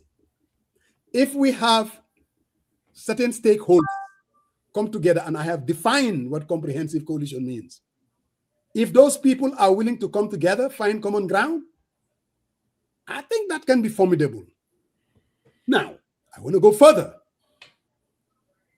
There is a certain candidate, if he is leading this path, I have no doubt, but it will be history. Money, this boy Fatih is saying they're fundraiser. You don't need fundraiser. You guys are using state resources to buy these cars. I see the cars the pickups that you guys are giving. Our police are crying for transportation. They don't have it. Our military, you see, you cannot provide. What is important to your government is waste our money, buy all these pickups and give it to people. Yesterday, corrupt. Why would anybody want to donate to the NPP? They're having a phone. You guys are always abusing state resources. Call. Hey. I have Buma Boka CFE MPP. I have somebody that wouldn't mind. You can fly from Atlanta to go to Seattle, but Mandal. I saw Fabu this Friday. He said, Sariang, you are invited. I said, go. I understand him. He says, we can even. There is a talk about inviting you. I say, no, I'm good, man. You'll definitely good. You'll be staying forever. Don't go. No, I would not. Thank you very much. Definitely. I see they're having a big rally in Jambur. I know they've mobilized everybody from everywhere with their new pickup. And Musa, how about you invite Boy Fatih to talk about their fundraising, since that's an opportunity. He will never come. He will not come. Huh? He will not come. Well, Musa, why is he scared to come on the platform and talk to you? He cannot defend the indefensible. There are people in your hamne. I mean, if you have an opinion, people are going to have an opinion about you. And he wants to be behind the thing and just like Suntu Dave and Jawla have invited them, rolled out the red carpet. They wouldn't do it because they're afraid of moi.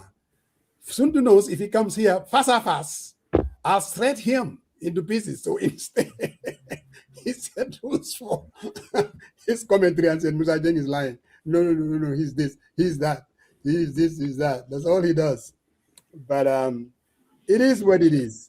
But so where you at? Because I remember months ago, you didn't even want me to talk about the third force. I mean, sorry. No, but I think the third force is becoming a reality. You know, it depends on the events at on the ground and what the reality is today. I mean, if people are not, you'll still lose. So do you think third force can win, Sariang? The third force? Mm-hmm. I don't know. I really can't tell. I will tell you. No, I cannot. I am not going to sit here and take a position. I ask you a specific question. You said you don't know. I said I don't know. What do you want me to say? No or yes? Is that what you said? I don't know. What did you ask me? I said I don't know. Lan? What did you ask me for me to say I don't know? Okay. Thank you for bringing that. I ask you. No, hold on. I ask you a specific question that you impose, and the viewers can be witness here. I ask you, if UDP had lead the coalition talks and they lead it, they initiate it, whether there will be a different outcome than what we are seeing today. You say you don't know. No, I say hypothetically, it will be better than. No. You didn't say that. You said I don't know. No, but bro, it's anyway. It is what it is. Money, man, hauma, lola ti hauma that force. Guy is the politics of placate. Look, you can say that they will lose, or you can say that they have a possibility. No, I don't know.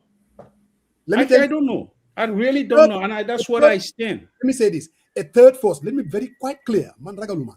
A third force, led by Talib Ahmed Bensouda, supported by LJ Dabo, supported by Essa Fall, supported by Mama Kande, supported by who am I leaving?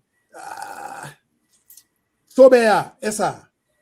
I have a feeling it will be formidable, and that third force can win, because Gambian people are looking for a viable alternative, and I think Talib Ahmed Bensouda is the guy. We can win. That's really great, and I like your optimism. But as I said, the thing is, I'm not going to take that. Oh, hold on, I'm not waffling. I am who I am. I'm not taking those positions.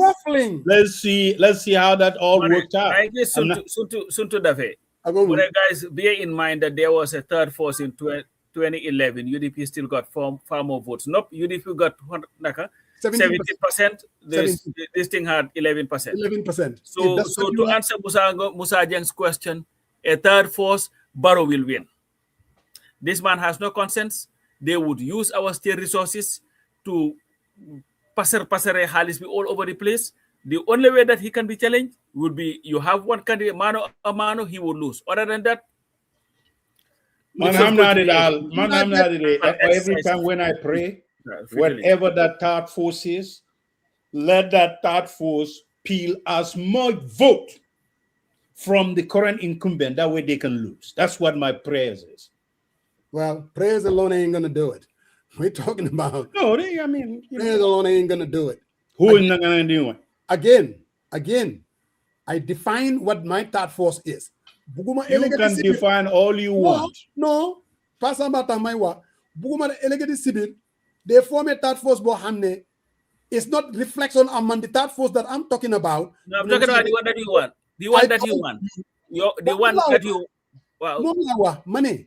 The third force that I believe can win. Okay, money is the third force, no.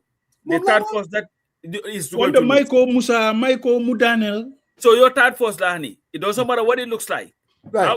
how it is put together. Correct. It's still going to lose. Okay, this is my belief. So man, I'm reminding you, the third force that I am talking about, it will lose. Talib, yes, man, I think that the third force that I'm talking about will win with Talib being the candidate and supported by all these other parties, including the GDC, the SFL, the LJ Dabo, Dr. Gajigo, all of those players, they come together. Tabak Reumi, PAP. Bolechi Dane Reumi. And get together. tabax réew mi daana réew mi gale réew mi climat réew mi yëpp na ñëw together da nga lose. No, billahi. Musa, sometimes billahi, you make me wonder. Sarian, this reminded me prior to 2016. Same position. I make about the coalition, no more bankamane. They will still lose to Jammeh. Sumane ni, they will lose, he would say. Bilal Kitabi. Absolutely no difference. His pessimism. That's all he was saying. If they didn't lose. Manda, Musa, what I'm praying for is to peel more votes from the current person who occupied Marina Parade. That way he can lose. Okay? That's what my prayer is. For them to lose, somebody will have to win.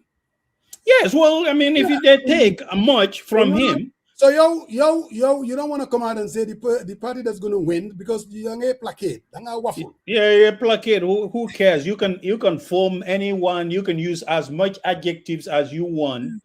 That fits into your narrative. But you know what? I am true to my beliefs, and I'm not going to take a stand, Father Mose. And that's what we do. Don't waffle. Take a stand. No, I don't. Because I don't know. I mean, talks are still ongoing. I'm not going to preempt. So let's see how it's going to work out. Let me ask you this. If there is no third force, mano or mano, each party go on its own.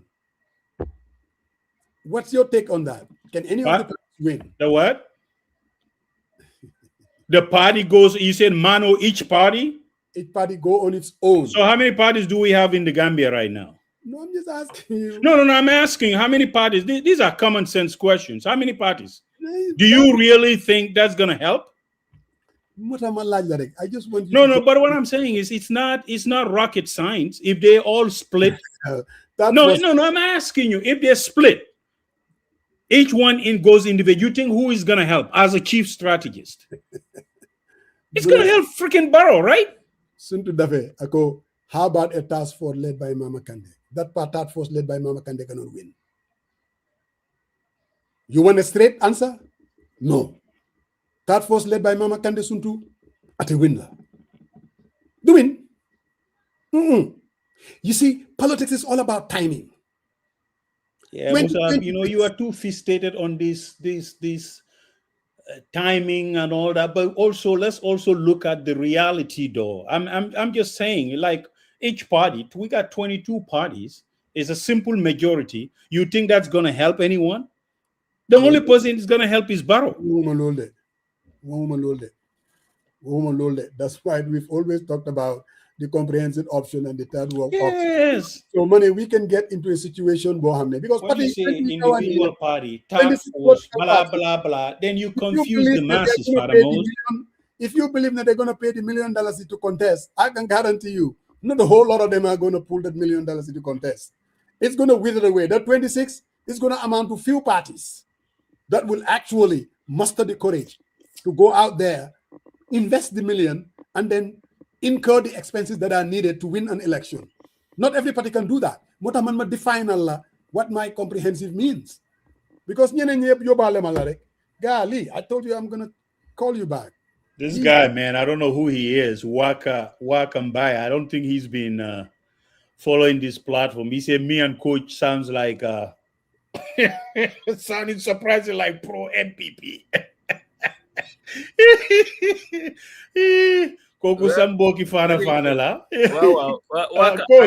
Waka, I can tell you one thing, Mom. I will never. Man, in fact, I'm supposed to support Gursa. No. But what I seriously believe, having been in politics for as long as unless they have a comprehensive coalition, they're not going to win. And that's the thing. It's going to be a challenge, a massive one. They're going to lose. And that's the fact. And when I say they, including myself, I'm a member of a political party. Those are your opinion. It's not facts. Facts. Okay. Nañ xaar ba money. Nañ xaar ba election bi jóg. Bila yu ko dina fuñ ko They are not facts. Okay. What makes them to be factual? I mean, listen. We don't know. There is no third rail that's going to win the election. No, you are absolutely wrong. It is not happening. change. Gambians are Gambians are ready for change. They are? Yes. Really? Yes. Even 2021, they're ready for change. But they did not have a viable alternative. Please. Now is the time. What do you mean a viable alternative? Oh. So you're telling me that in 2021, Dabo was not viable. I studied. Esafal was not viable. Halifa Sallah was not viable. Mr. Jammeh was not viable. So I think you're undermining everything that you've been standing for if you say people are not valuable. No, you can't say that, Musa. The question you should ask, what's the meaning of viability? It's not a question of having a message. No. So your definition of viability. Say it again. Viability according to Musa Jang. You don't think that you have your opinion. Sarian does have one.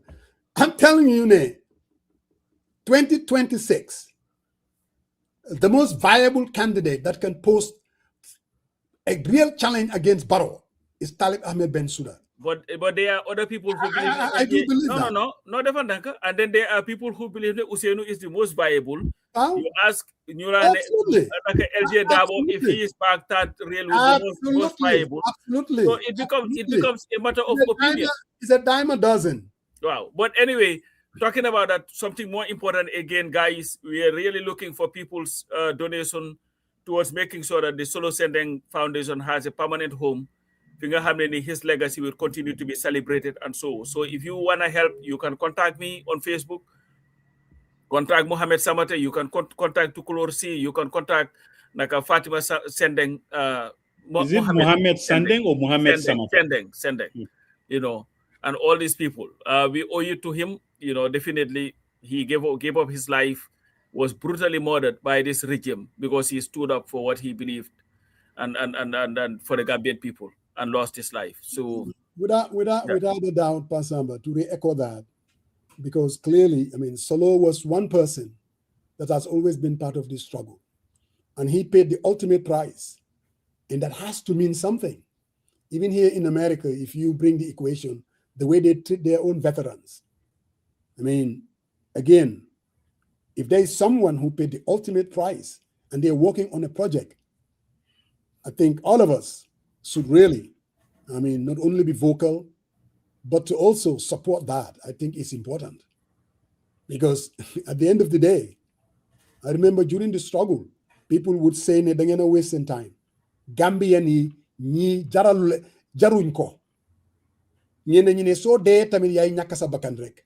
Because these people will move on and get on to the next stage.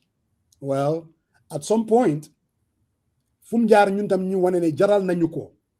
And how do you do that? To the best of your ability? If there is one, take the politics aside. I know there are a lot of parties that will exploit throwing Solo Sending names all over the place. And then I'm not garwaling any party per se. Because every speaker, commentators, even like me, you, Pasamba, at every turn, they will throw Solo Sending's name. Associate, align ourselves. What are you going to do about it? And I think all of us should, to the best of our ability, help to do just that, really. Musa is the biggest hypocrite in the USA. That's your opinion. John Alago Ali. Musa's guy is a betrayer. John Alago. I don't know why Musa is fixated on Talib, because he can win and he can transform the country. That I believe.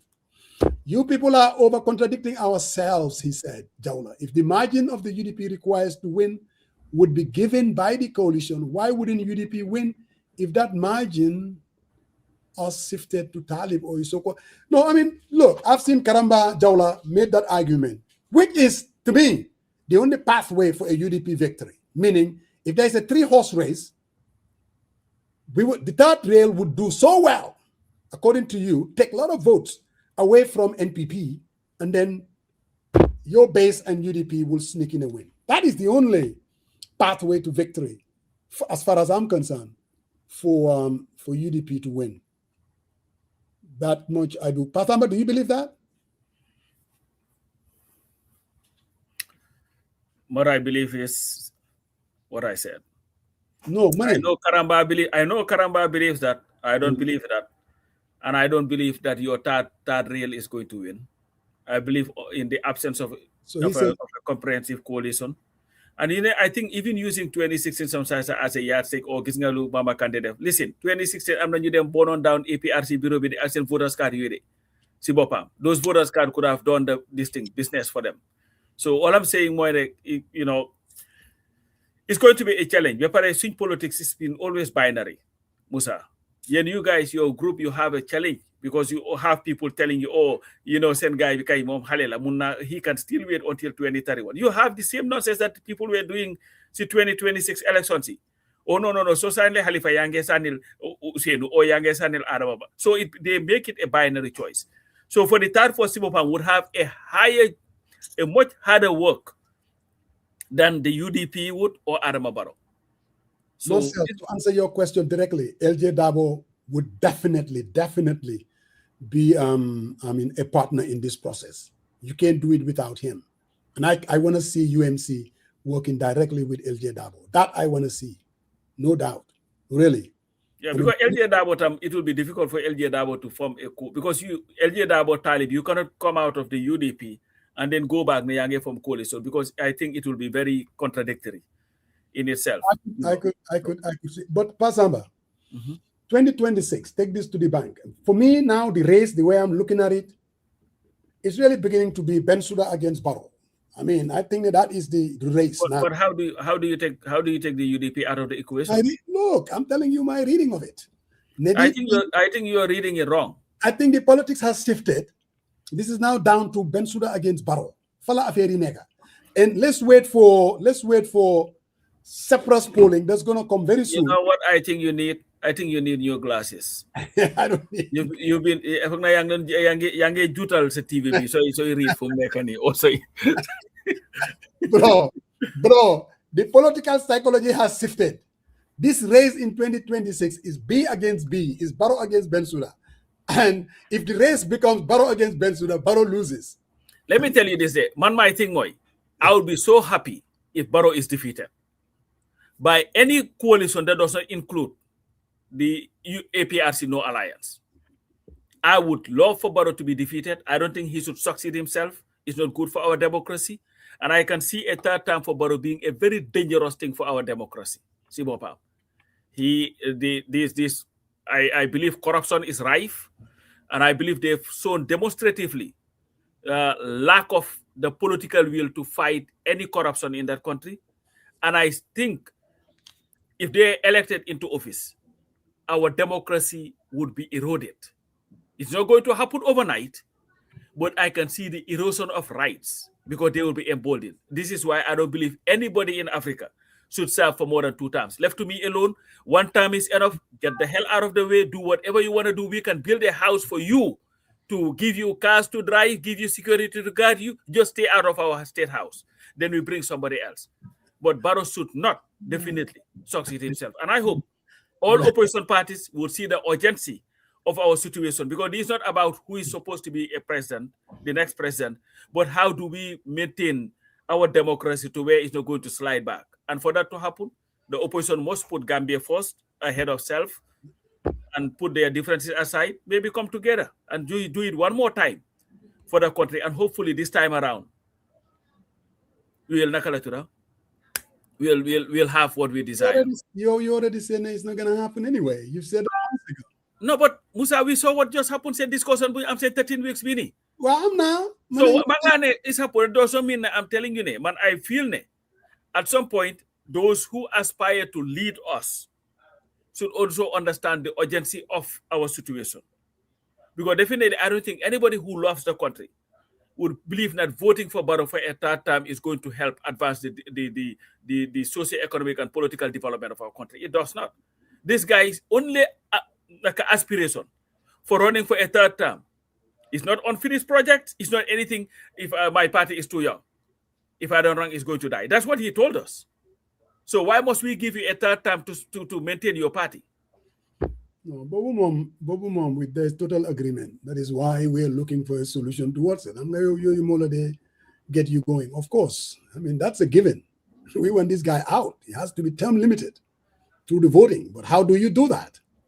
I mean, just to be pessimistic, swimming in this sea of pessimism, telling us, I mean, then you're not really serious about stopping this guy. We're talking about stopping him.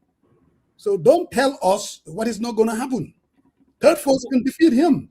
Who are you talking to? You. And you know what? I can guarantee you one thing. You're not doing any more than I am doing.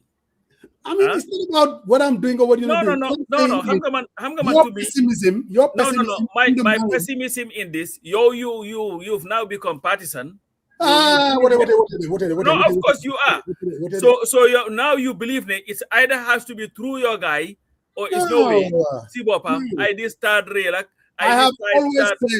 I have always said when my guy was in the UDP, so they get consistency that United Democratic Party viable way to the state house most suitable was Khalif Ahmed Bensouda. Years ago, I didn't move one bit because in him I see. You see, timing is everything in politics, really, and this is his time.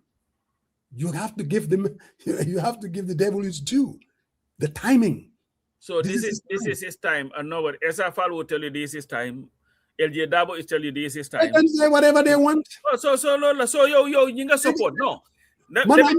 Manham Nane, obviously. And in Musa Jengsa this is my time that I'll win. But I do know that UMC is a formidable force in Gambia. No, nobody doubts that. Understand? Don't compare some of these aspirants with no disrespect. Understand what I mean? So let me man, I've sat here and said what I've seen UMC do as a young party. I've not seen any other party do. But what makes LJ Dabo not viable? I've seen knew the darling of all the other opposition parties. The guy with Nyeti Jabari Rafeti. But let me tell you though. Keba Madi. I've seen the crowds that he is pulling. Don't dismiss Keba Madi. I did not dismiss anybody. No. You're dismissed. I did not dismiss anybody. Dismiss that. Damako Fatesa, Keba Madi, it is absolutely important for him to be part of that. To be part of that force. I did not say Keba Madi. No. Hold on.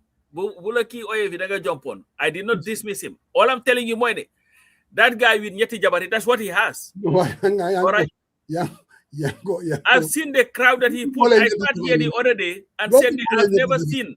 No, I've sat here on this platform and said, I've not seen somebody with Keba who doesn't have a political party or anything, and the influence that he has now in our politics. You cannot dismiss him. I've said that. So what I'm saying, Moine, at the end of the day, look, I'm not party you form party. I think Keba Madi, you have to look at where he stands. West Coast. I mean, 357,000. So what about, let me ask you this. What about if Keba Madi Bojang were to join the UDP? That is not a winning formula. You know my answer? Don't you my answer. So let me ask you this. Let me tell you this. And this is no disrespect to A&M Dabo. No, absolutely disrespect. I know I have developed a reputation for people to yank onto that. Oh, he's a UDP hater. Oh, he's an A&M Dabo hater. That's neither here nor there. What I'm telling you is, really, it would be a very difficult, very challenging for UDP to win under A&M Dabo. It'll be tough. It'll be tough. Now, the reason why comprehensive would have been the best route, he would have been embraced by all the other parties. To me, that is a much more viable path. Why IPPP need support go? Because Basamba, we've seen this movie. Yo, it's not like you cherry pick situations and incidents. We've seen this. So 2006, 2011, clients with this. Remember, 2006. UDP was convinced that all they needed was Ahmad Nkeba. That is why they did not invest too much into this 2006 NAT coalition. Because they're like, if we get Ahmad, who elections before that got 8-9%. They got Oh. Amat and Henry. No, but listen, Henry was just for sure. But all they needed was Amat. They thought with Amat, that is the missing link for them to win 2006. That's number, you tell it. We've seen this movie. You know it, and I know it. You won't say it, I'll say it. We've seen this. And then it didn't work. In 2011, they said, no. Even when I draft up a selection process that favored them, the amount of your election results, delegation will be allocated based on your election results. They were like, we're not going to do that. They went and get the PPP endorsement with Omar Amadou Jallow. In fact, even though I sent suggestion was the delegate allocation can favor the candidate among the most that can vote the last time, so it was going to favor them. But what I'm saying, Musa Moine, again, now from the where about Keba Madi Bojang, so if back on Talib. If let me tell you this. If Talib has Keba Madi Bojang, LJ Dabo, Mama Kande, Esa, I don't want to disrespect anybody. So we need that. PAP, we need that. And then we need Dr. Gajigo. We want to show Gambians, this is the alternative. This is the change. No. I know what you're saying, Gambia. Luma, so that's a winning. That would win because we want. Let me ask you a question. Hold on. We want to take NPP. Hold on. Let me borrow from this thing. What about if Mama Kande if you didn't have Mama Kande? I still think we can win. Because Hamdaluta, Mama Kande, he has one problem, portability. Portability is, munta carry voters a me. He doesn't have that.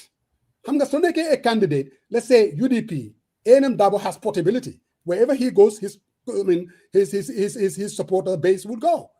He has portability. Mama Kande doesn't have that. Understand what I mean? But the fact is, in coalition, but if Mama Kande doesn't join the third force, I still believe it will be formidable enough with the new entrants. Because look, Pasamba, the psychology of the race is to say, this is the change the country has been looking for. And we've been denied that by the UDP NPP. Let's bring in the agents of change. So the campaign is going to be about that. And the Gambian people will vote for that change. Remember, according to the polling data, 30% no support Adama Barrow, 70% they support the opposition. The question is, how do you convince that 70% to vote in a certain way? Mane, dega Zainab Ganim Tedo. Mane Musa, go win your elections and leave UDP in Giriala. Yentamit, go win your election, yen buy in unit.